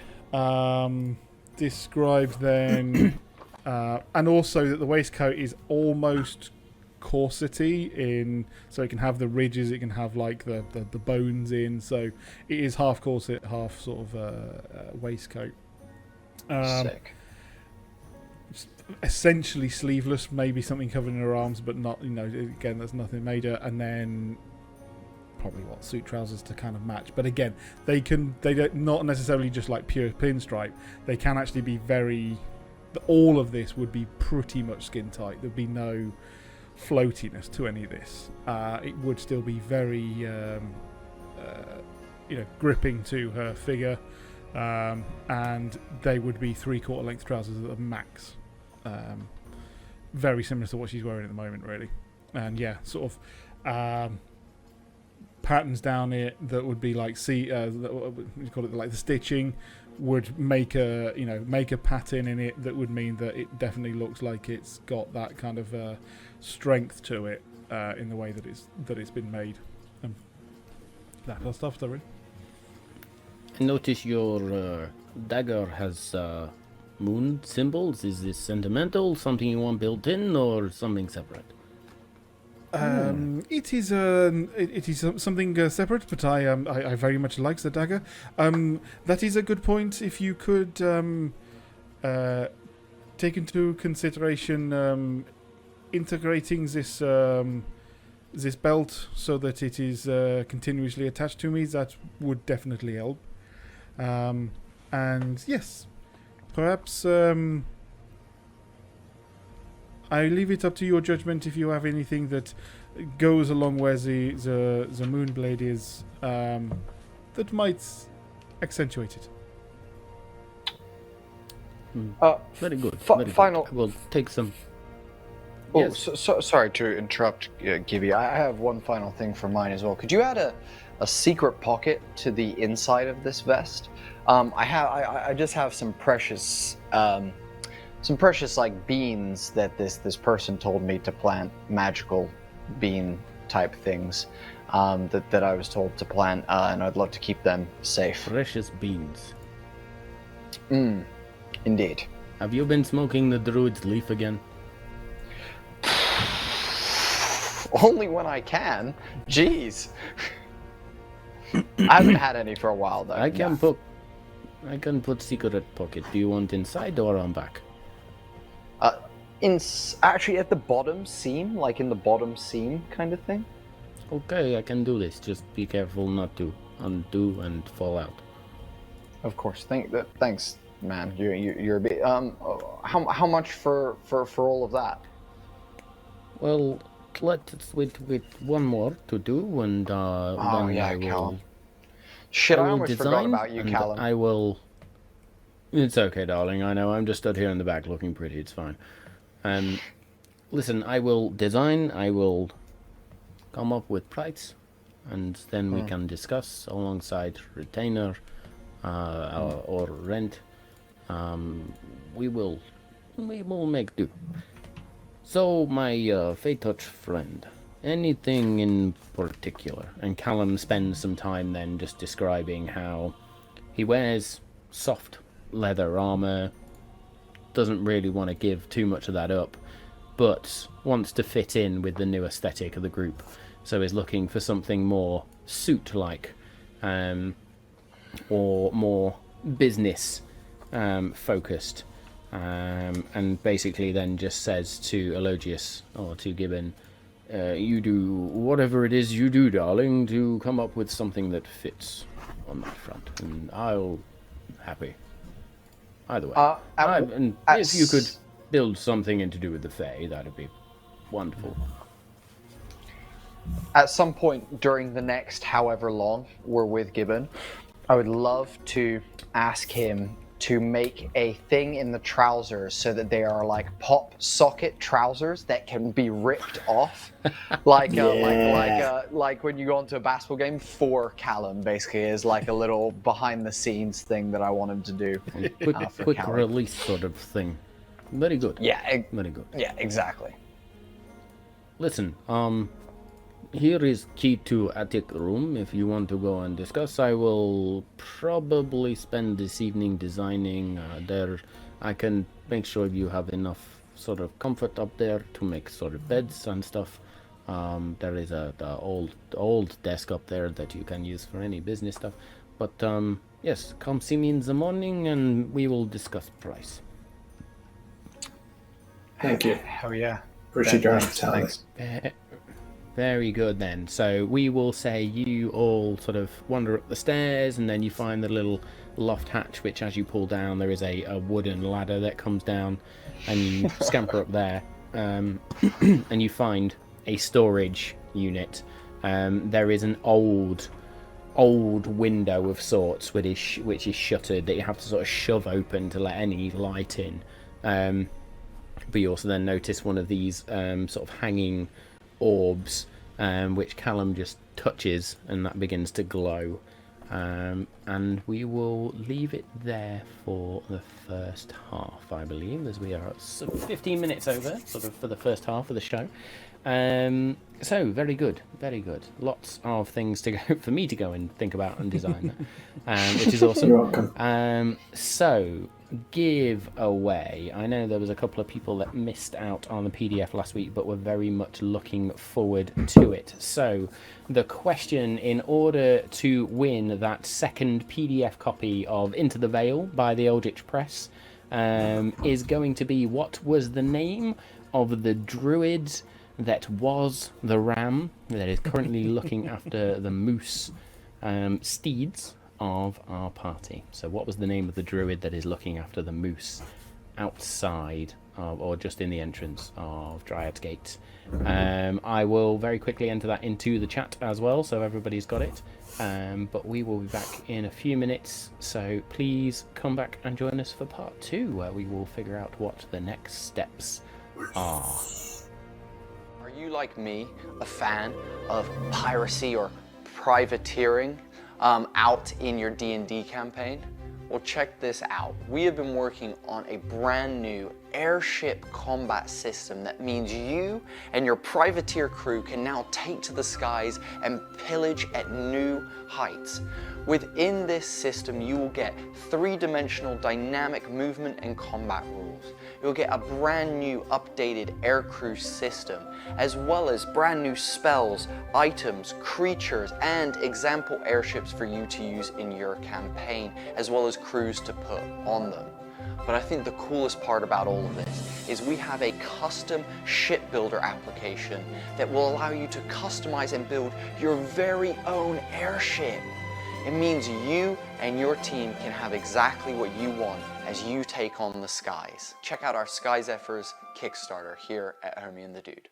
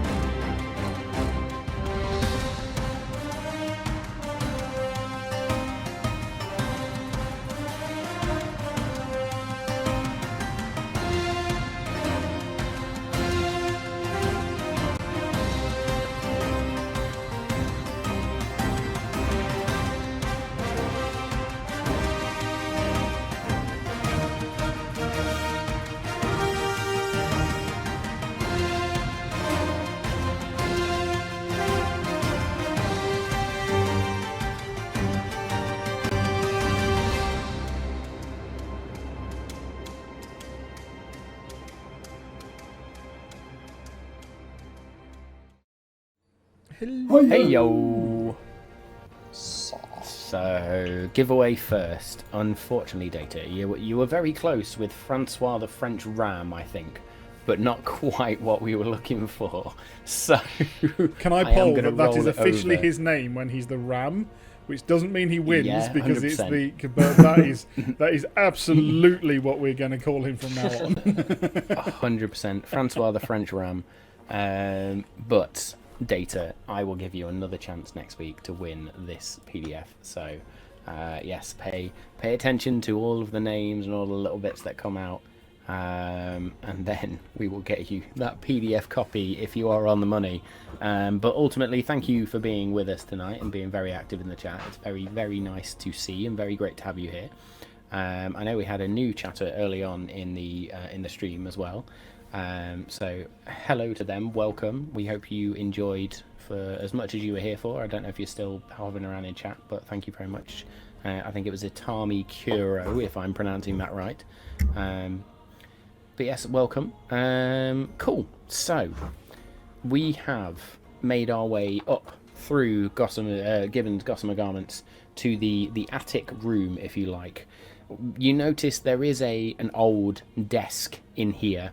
Old wooden desk. There are bits of fabric everywhere. It's easy to see that you could use these fabrics to make very comfortable bedrooms, like quite easily. Like you can make some serious beds out of this. There's probably some old cushions or giant bits of sofa or whatever that you could make some beds out and actually form this into something of a comfortable room, at least for now, until you start to go out and get more materials to build this up into more of an official office, or then go and find somewhere else to make it into an official office. But yes, what would you like to do before you bed down for the evening then? Aegeus, it is okay for us to be up here. It's not going to cause any issues. Is it also temporary, or are we also thinking about potentially talking him into renting it long term? A little sort of base? Well, I would say, I mean, as far as regions go, at least in the east, the west, sorry, I'm bad with directions as well, apparently. At least in the west, Dryad's Gate is a very central location that could be a Yeah. good base of operations. If, at least maybe the first office, we could chain out later down the line once we have, Yeah. employees and shit. Look, I'm not going to say we have to do anything. I simply just knew that Gibbon would give us a place to stay. He's a good guy, and we go back a long time. And it seems like we would get what they call mates rates on any rent agreement. Exactly. Yeah. Yes, coming to think of it, Edgius, just to the west of here is obviously the first that I was aware of anything happening. To the south, from Malt Stacy, we have seen others. M is from around here. I will refer to her as M unless we are in other company. I'm sure you understand. Them, again, to make it as elusive as information. So yes, as much as we have had understandings that this has gone very far east, I think it is a good idea that we are certainly in this area for our current investigations. It could well be we are in a good area. At least for the time being. So I was thinking, and Edgius in his head is like, right, come on, man, like, be a bit more serious, like, keep your shit together, like, remember some of the old tips and tricks that you used to have. So he's gonna be like, should we make like a to-do list, maybe a suspects list as well for your M? We could then make a to-do list in terms of places that we want to go to and investigate. To find out about the crystal as well. Also, I am wanting to go get my crystal checked out, as well as also see if I could find a spell shop. I'm looking to acquire possibly some new spells if possible as well. I don't know. What do you guys think? Is that a good place to start? And he just looks for approval on his skeleton face. I think it's definitely formulating a plan, 100%. Because I mean, where do you even start to look for a star-touched crystal? Is there astronomers in Dryad's Gate? Do we look for magical? I had the alcohol and you were on the tea. Damn, Callum, why are your trousers off already? Shit! You had 2 drinks. You said make yourself comfortable. I did say that. No, I definitely did say that as we came upstairs here. We need to get. I figured we were all bedding down for the evening, so excuse me for pants. making myself comfortable. We need like a magically appearing just sock some to cover that. underwear of sorts. Sock. Magic sock. Long tube sock. So let's itemize some things then. Do you have any suspects of who may have framed you for murder outside of M, or any people that you could talk to possibly, or places to start looking for M?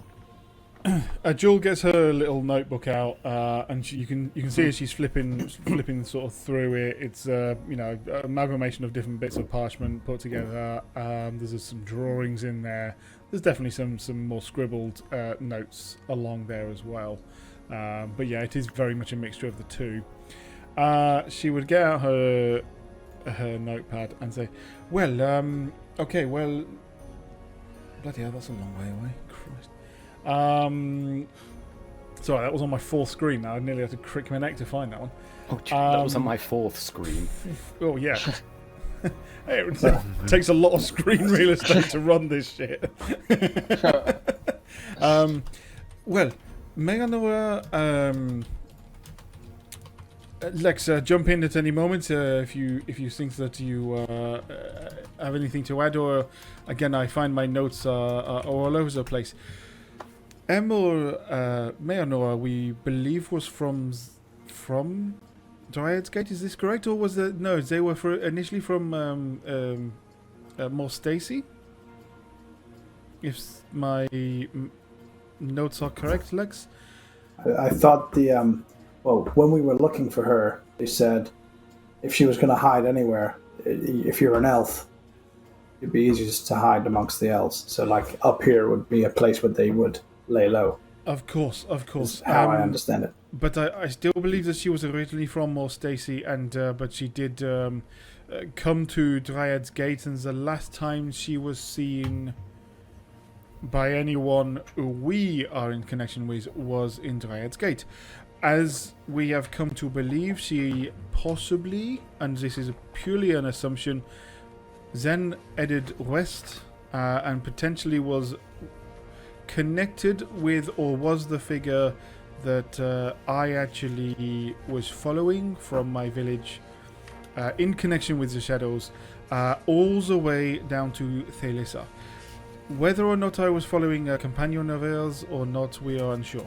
Anyway, we also have the two people who are in connection, and again, these could be one and the same, or one of them could be one and the same of M.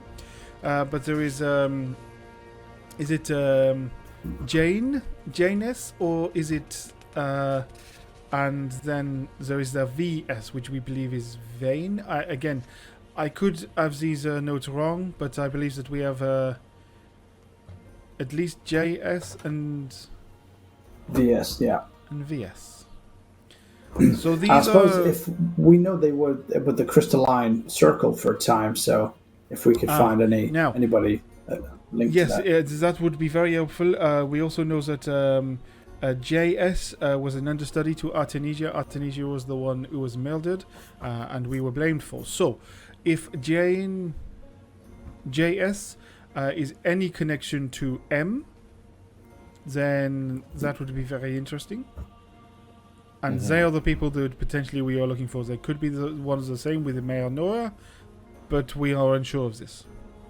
Lex, what you said sounded like a good lead. We could possibly go look at that group of people. Did you say the circle of crystals? The crystal circle? Crystalline circle, yeah. The crystalline circle, perfect. So we could maybe go talk to them, see if they have any information. Did during our discussions with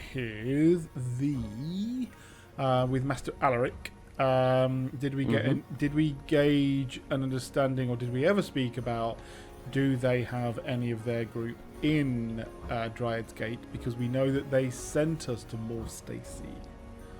We do not know. So the Crystalline Circle have sent you on this mission to go and figure out who Mayanora is, or where they've come from, and how they're connected to this murder, and solve actually the murder of Artemisia.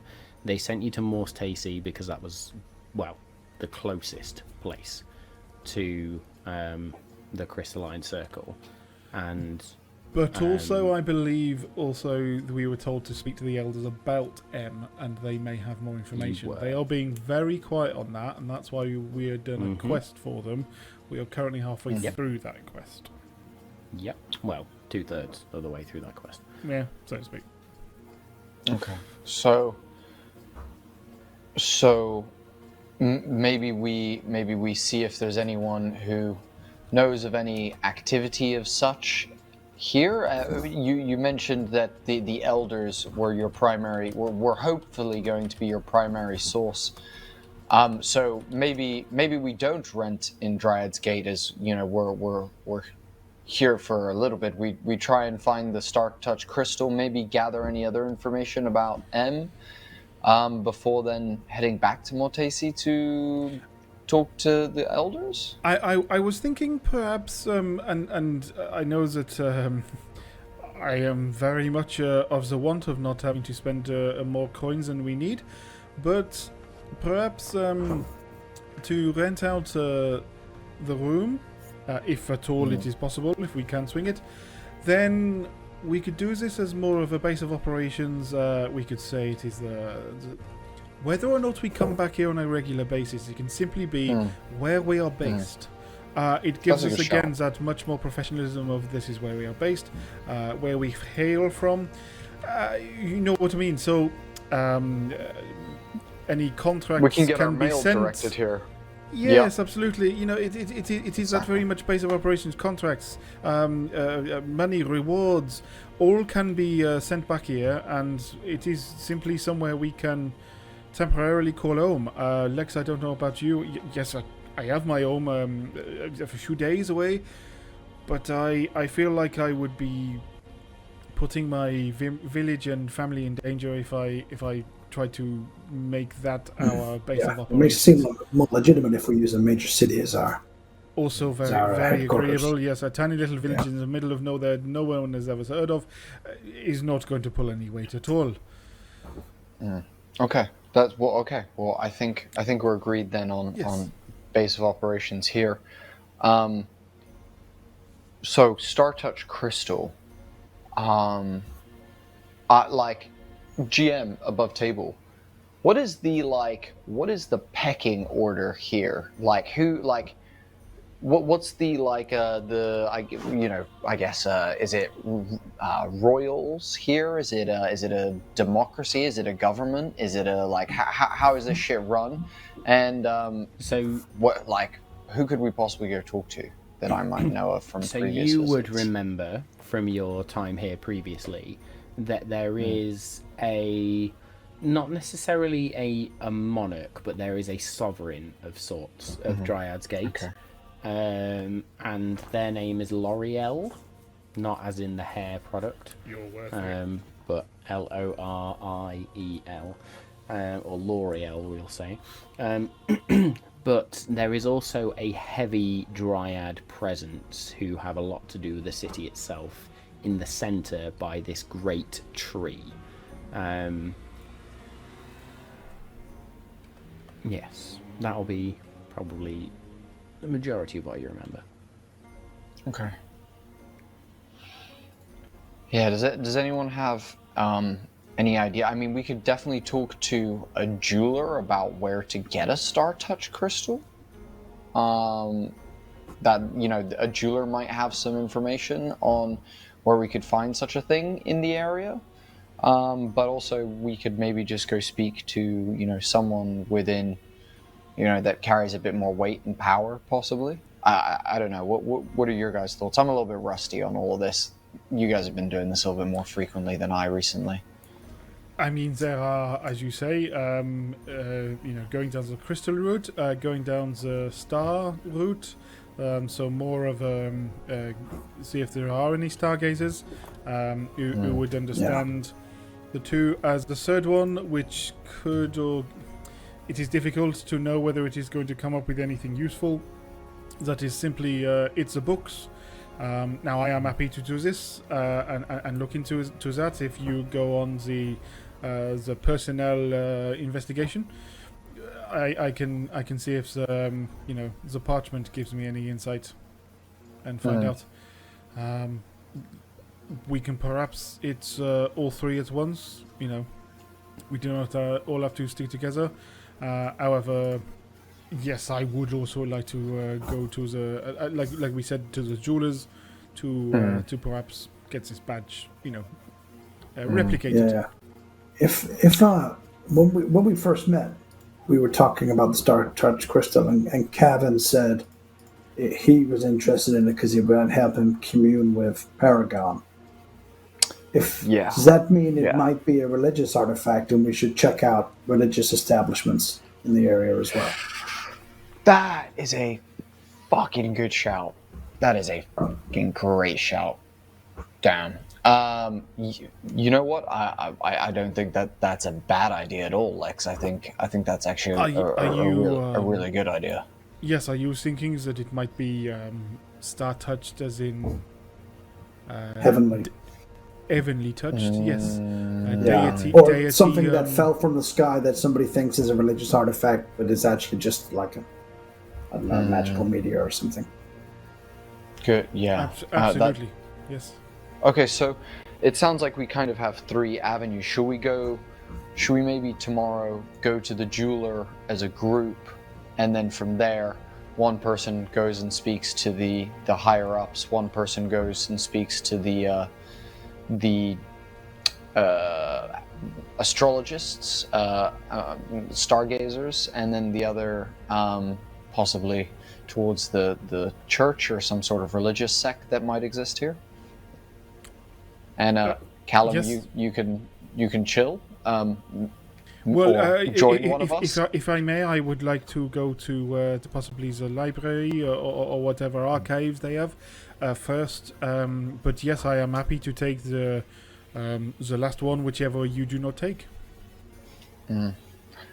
Well, I'm more than happy to go speak to some of the higher ups. I know the name and have played once for someone quite important here, but I might be able to gain some favor that way.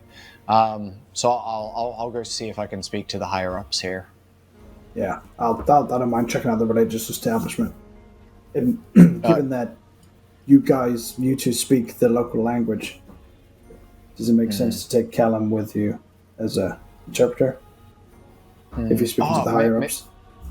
Yeah, that's a good shout, Callum. Do you mind coming with me, homie? You ready for a field trip tomorrow? I will happily go wherever you want me to, Aegis. Although I did notice that most of the elves spoke common as well, but if you wish to be a bit more elvish in nature, then fuck it, I'm with you. Perhaps it is simply good for you to go with him, Callum. As much as they will all speak common, which is easy for all of you to converse, if there is anything spoken under their breath, then Callum, you can pick up on it, possibly not say anything in the meantime, but play along with ignorance, but actually end up understanding. Oh, I'm very good at playing stupid, darling, don't worry.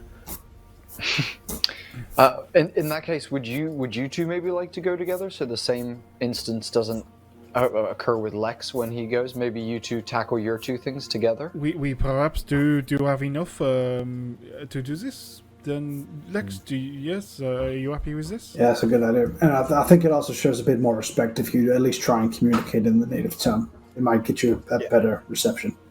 That is absolutely good. And I suppose, again, going in pairs, we can, again, look slightly more official. Yeah. Yeah. And if I go with you, there's less chance of you dying. So that's... I mean, it has not happened for days. I think we're over the curve of it. I mean... So close. It is incredible. I spent a year, following these individuals all over the place. And for the last 2 weeks, I have had the most incredible bad luck. That I have to admit, however, I spent a year traveling and investigating, and I have spent the last 2 weeks fighting. Let's say I am not very used to it. So that might have something to do with it. Yeah. Okay, well, shall we bed down and then go hit the jewelers up tomorrow? That sounds good. DM, can Joe see any entry? Are there any other entry points other than the good question. Trap door that we went through? Yes, so there was that one shuttered circular window, if you like, which is probably big enough for you to get a head out of, but it would require something small to try and sneak in here, if that's what you're getting after. Okay, that's fine. Lex, would you be able to do your little charm thing that allows us to know if anyone has entered here? Like the alarm. Yeah, no problem. That would be very good. I also, Edgius, I know you knows the area. I had the feeling we were being watched, and maybe that is simply because we have entered a city.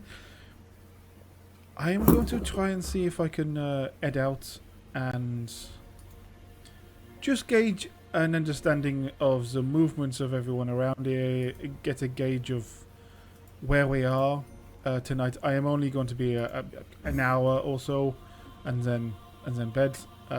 So I just wanted to let you all know that is what I'm going to do. So I shall be back soon.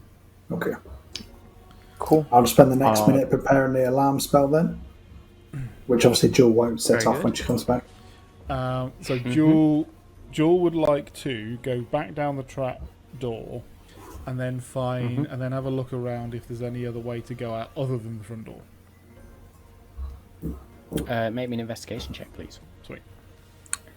As Jules says we were being followed, Aegeus's heart, if he had one, would have been deep within his throat as he feels a familiar fear creep over his body. He wonders, could it be him? And that's going to keep Aegeus up, actually. He's going to sit by the window and smoke on some crudely rolled herbal cigarettes that he had in his pocket, that as he tokes them, the smoke kind of travels along the spinal column and then just kind of ruminates in the gaps where his lungs would be, as then finally dissipates. And that'll be me for the night. Good. So, investigation check, Joel. Yeah, it was pretty crap. 12. 12. There are a few windows which are shuttered and closed currently that could be used as an entry or exit way. You don't spot any other clear doors, but this place is so adorned with fabrics all over the place, sometimes it's hard to just know what a wall is versus a door. Jewel is going to try and take one of the windows that she can possibly get out of that are shuttered. Definitely doesn't want to use the front door at all.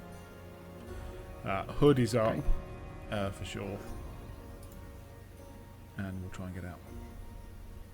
Very good. So you manage to sort of open one of these shuttered windows, which open outwards. And there's a little latch on the inside, sort of like a hook latch, that you open and sort of sneak out. I won't ask for a stealth check because you are naturally stealthy anyway, and you manage to sort of creep out and just slowly shut it, but you will shut it knowing that that is not locked. Yeah. And then would... I suppose here it's not really looking for rooftops or anything. It's looking for trees and yeah, sort of and branches. But yeah, would like to therefore climb up into areas again, possibly knowing, because this is on the floor, that there are going to be like barriers and not barriers. There are going to be bridges, walkways, and everything above her. But yeah, just try and get a vantage point to say, right, that's where we are. This is the street. These are all the alleyways, and who's walking about, and just sit there and try and just gauge that. Like, what are the movements? Is there anyone doing patterns near us? Okay, make me a perception check then, please, as you actually use one of these ancient yew trees and climb up and manage to make your way up onto one of these walkways, which are known as the Wind Whisper Lanes. Nice. That is an investigation check, did you say? Or perception? Perception. Perception. That is a very glorious 27. 27. Holy fuck. As you look around, with the sun having set now, and there's just these subtle bioluminescent glowing plants that are everywhere, it's very... I kind of want to say ethereal in nature, but that's not the term I mean. It's very relaxing, very Lothlorien-esque when they're there at night. It is... yeah, I can't think of the right word. It is almost haunting. Yeah.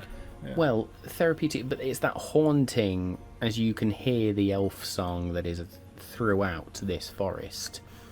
You do see a number of people moving in patterned movements.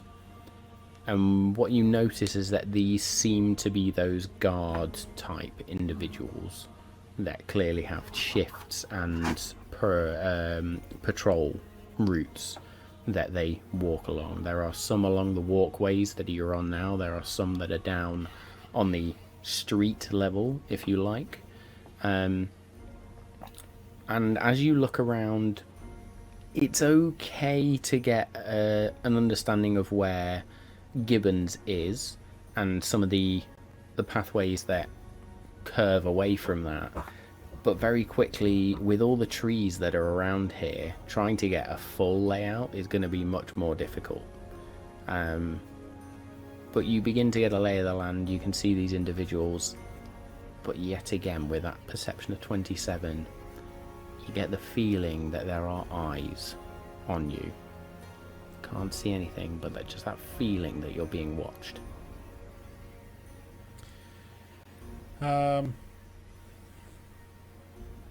Cool. Is there anyone else not wearing the guard uniform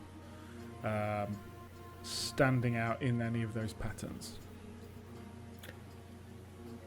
No, you see a few elves moving to and from, but nobody's following a regular pattern. You don't see the same person more than once apart from these guards. Yeah. Cool. Okay. I mean, after that, and yes, she will stay for the extended period of time for about an hour, and then will then retreat back down and head back to the window to get back in. Very good. We'll lock the window back when it is closed. Head back upstairs, pop a head in and see if anyone's still awake. Okay. Lex, what have you been doing this evening apart from preparing the alarm spell?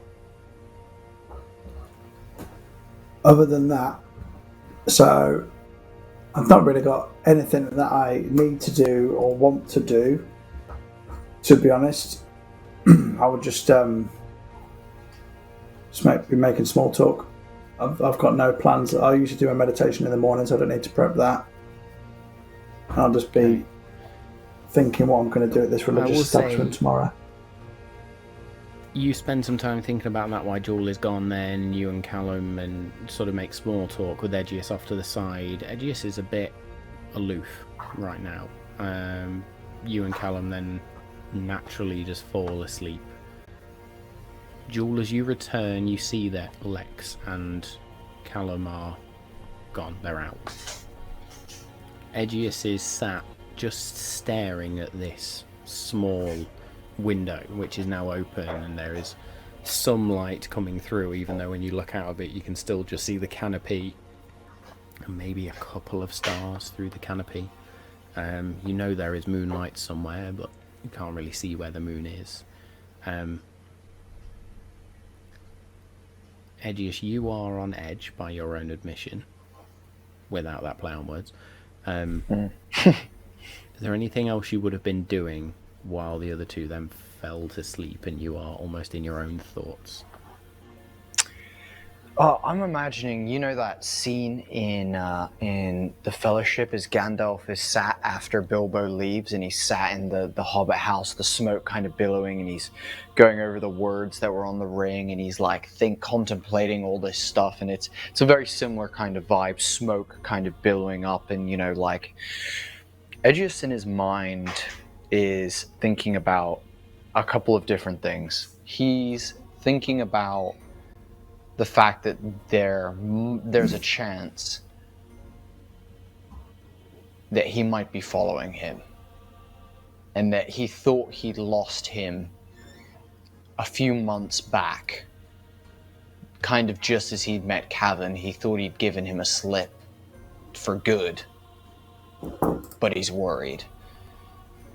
And then I think the other thing that Edgius is thinking is he has been playing fuck around for close to 30 years now, since everything happened. He has been kind of avoiding what was his calling at one point. He's been avoiding his past. He's been avoiding dealing with a lot of his problems.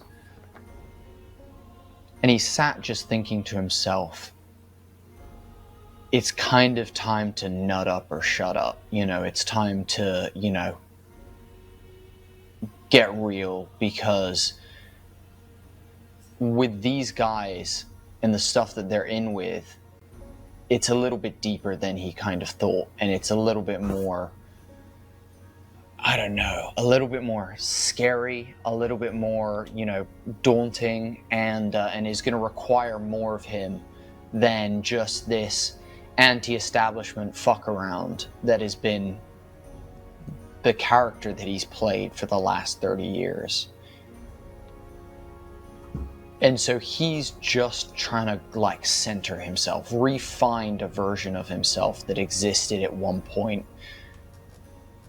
At moments he feels like he's getting closer, and at other moments he feels like this fear is almost crippling. As Jules walks back in, he's not going to look at Jewel. He's simply going to raise a hand as if to say hello, and then put a hand back down and continue staring out the window. Noticing you don't really look up, you just go, all clear. Nothing obvious. Good. That's good to hear. You should get some sleep. We've got a busy day tomorrow. Yes. Hopefully with Lex's little thing, we should not... Well, we will know if we are disturbed. You must get some rest too, Regis. Yeah, I will. I will. Yeah, thanks for going out and checking. And thanks for everything so far, Jewel. You've been a refreshing level of stability in my life that I didn't know I needed for a while. I do not know how I have done this, but sure. Can I ask you a question? You just have. You may ask another. Your quick wit always tickles me. Back when we were at that moonlit grove, and for me, I've had a tumultuous relationship with the gods and their even existence. You seem to have more experience than me, but I felt something when I spoke to that moon lady, Nimue. Something felt like she connected with my soul, or some weird hippie shit that I would usually not say. But I don't know, are you... You mentioned that you have the Watcher, or Lex said something about the Watcher. The Watcher is still quite unknown to me. The whole thing is quite unknown to me. I think the way I am trying to unravel it in my head, possibly the way I am trying to... the word escapes me, but... rationalize? That is it. The way I try to rationalize it is... Well... I do not know whether he has done it to you before, but there have been a few occasions we have had creatures, and I believe even Lex. I've spoken in my head telepathically. It is a very weird feeling. Of course, I cannot do this. I also use, because I understand it, with caution. I use the ability to teleport short distances. These are all things that are far beyond my understanding and capability to ever recreate myself. And yet I know they exist. I get the same feeling, but on a much grander scale, from the that moon lady we saw. Nimue, and to a greater extent, or not that much greater, the Watcher. It is almost. They are like us, but they have that feeling behind them that when you meet them, you get butterflies in your stomach, like you are uneasy. This is not your area. This is. You feel like an ant. It is a. Yeah.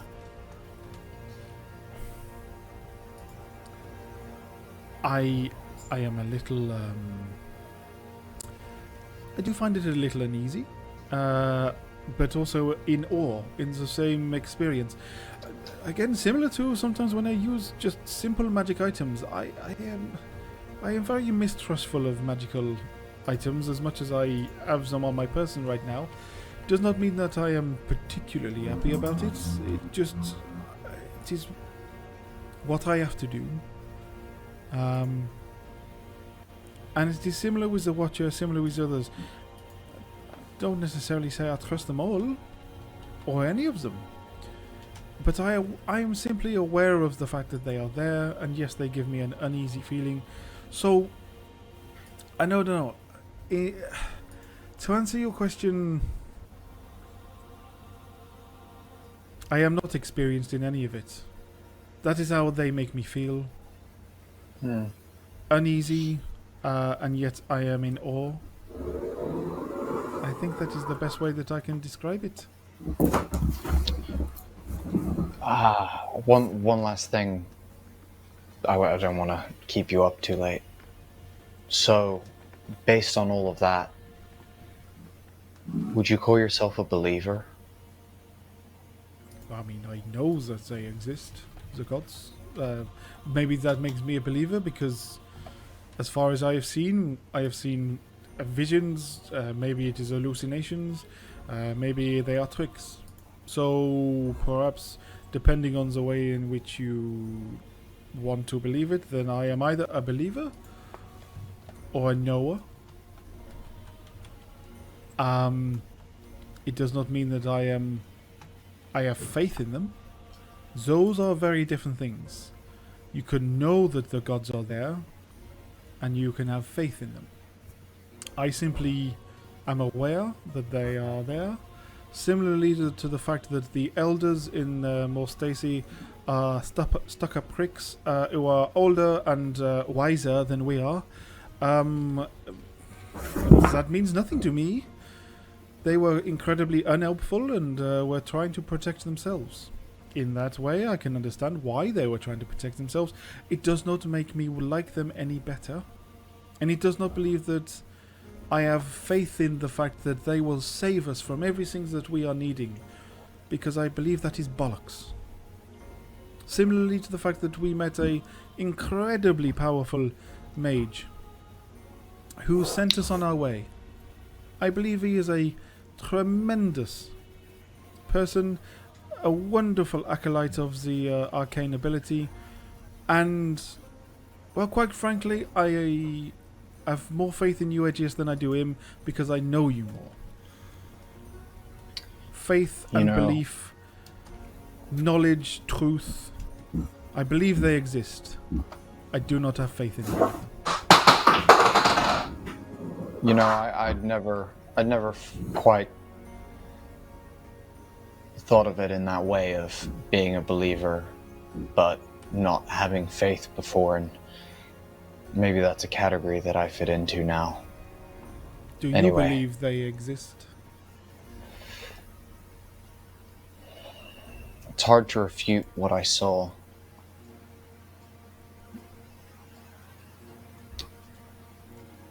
I'll say this, for a long time I have hoped that they are, but I don't know. Let me get back to you on that one. I'm still working it out for myself.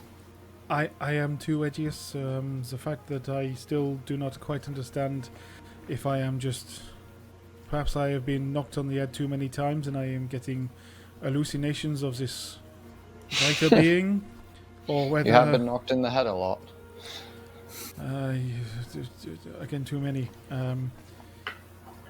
But yes, I believe it is not that. I simply, making jokes of this. I believe I have seen a more powerful being. All powerful? No. Very powerful? Absolutely. That is as much as I can possibly imagine, and other than that, I can simply think that, I don't know, like floors of a pyramid. We are all on those floors, and it is just how powerful you are as to which floor you are on. We are very near the bottom, and they are, standing at the top. Other than that, they are the same type of people in my mind. I appreciate your insight, and it's given me some things to think about and ponder upon.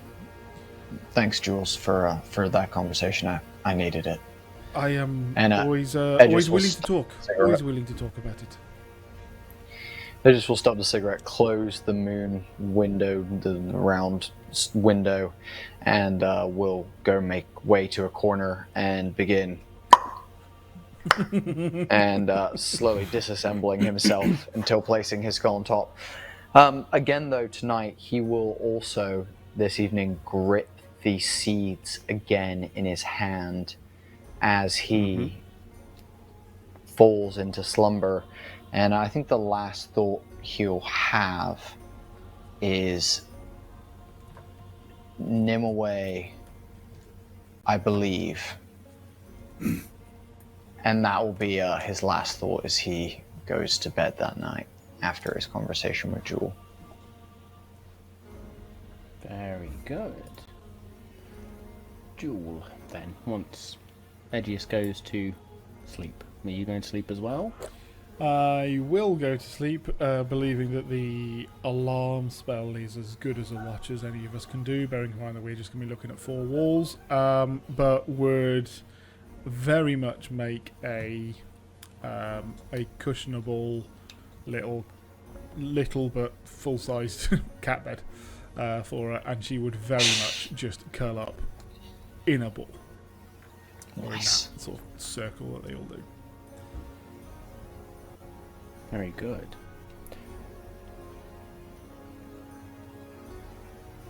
Everybody make me wisdom saving throws, please. Oh, golly. You bastard. Saving throws are shit, but that maybe will do. Is it? Oh, God, fuck. Is it a spell? Just need to know whether I got advantage on that. No. Okay. That'll be an 18 for Jewel. 18. Not bad. Dirty 20 for Natty me. 20. Dirty 20.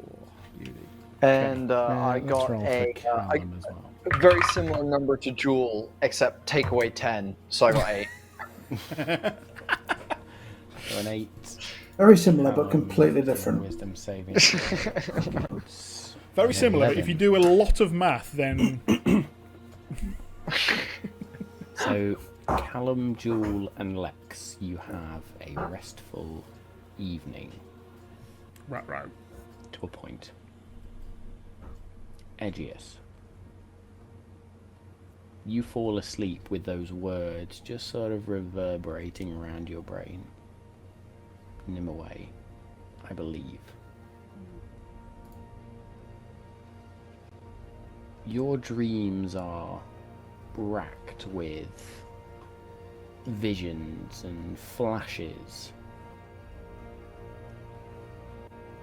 Starts with starlight and a female force or female presence with this silvery hair, this ethereal female being, flowing robes that look like the night sky. And you remember those eyes that look like the very moon themselves. And a whisper. You made me a promise, Sergius.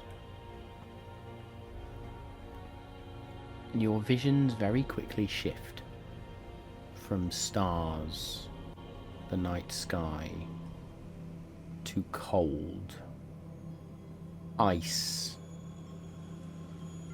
a river, an endless flowing river, and a sound, the sound of an oar just paddling through this river. The splash as it hits and pushes, this constant rhythmic beat of an oar through the waves. And it's at that moment you realise that the oar itself paddles to the same rhythm as the beat of what you consider your heart. But all the while that cold, that ice,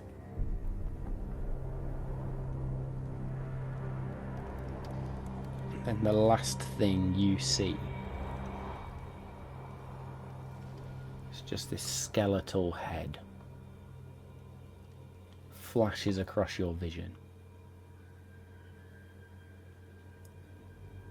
And in that moment, as you wake up, Lex, you also wake up to just this sound of a bell ringing.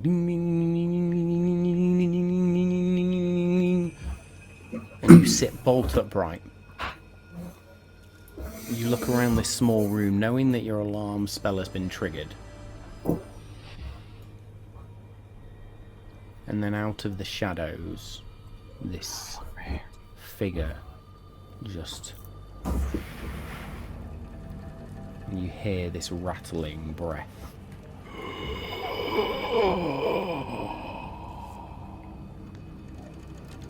This dark, shadowy figure stands over Aegeus with his shadow blade in hand. And that, my friends, is where we are going to leave it for... Motherfucker. Oh, shit. So, I love a cliffhanger. Everybody knows I love a cliffhanger. But thank you so much for tonight. That was a brilliant episode. A little bit of shopping, which we will continue. A little bit of mystery. A little bit of planning. And some very significant character moments, I think, towards the end there, which were very interesting as well. So, yes, do not miss next week, as it does promise to start with a bit of a bang. And then we will see how things go with our religious folks, our sovereign folks within the city of Dryad's Gate, and see how our party fares in trying to further uncover the various mysteries that they have to solve. I don't think there's anything else for me to say. We will roll the giveaway over to next week. I will try again on the podcast, and if nobody wins on the podcast, then we will look to do the PDF again on next week's live show. So be sure to check that out. If you want more information on Into the Veil, then please go and check out the Eldritch Press themselves and their Kickstarter. I believe the Kickstarter's finished now, but there should be all the information on the website. Other than that, I think I'm done. So we have been the Malt and Magic crew. This has been episode 34 of Campaign 2, the Planar Detective Agency. We love you all. Stay safe, and we will see you next week.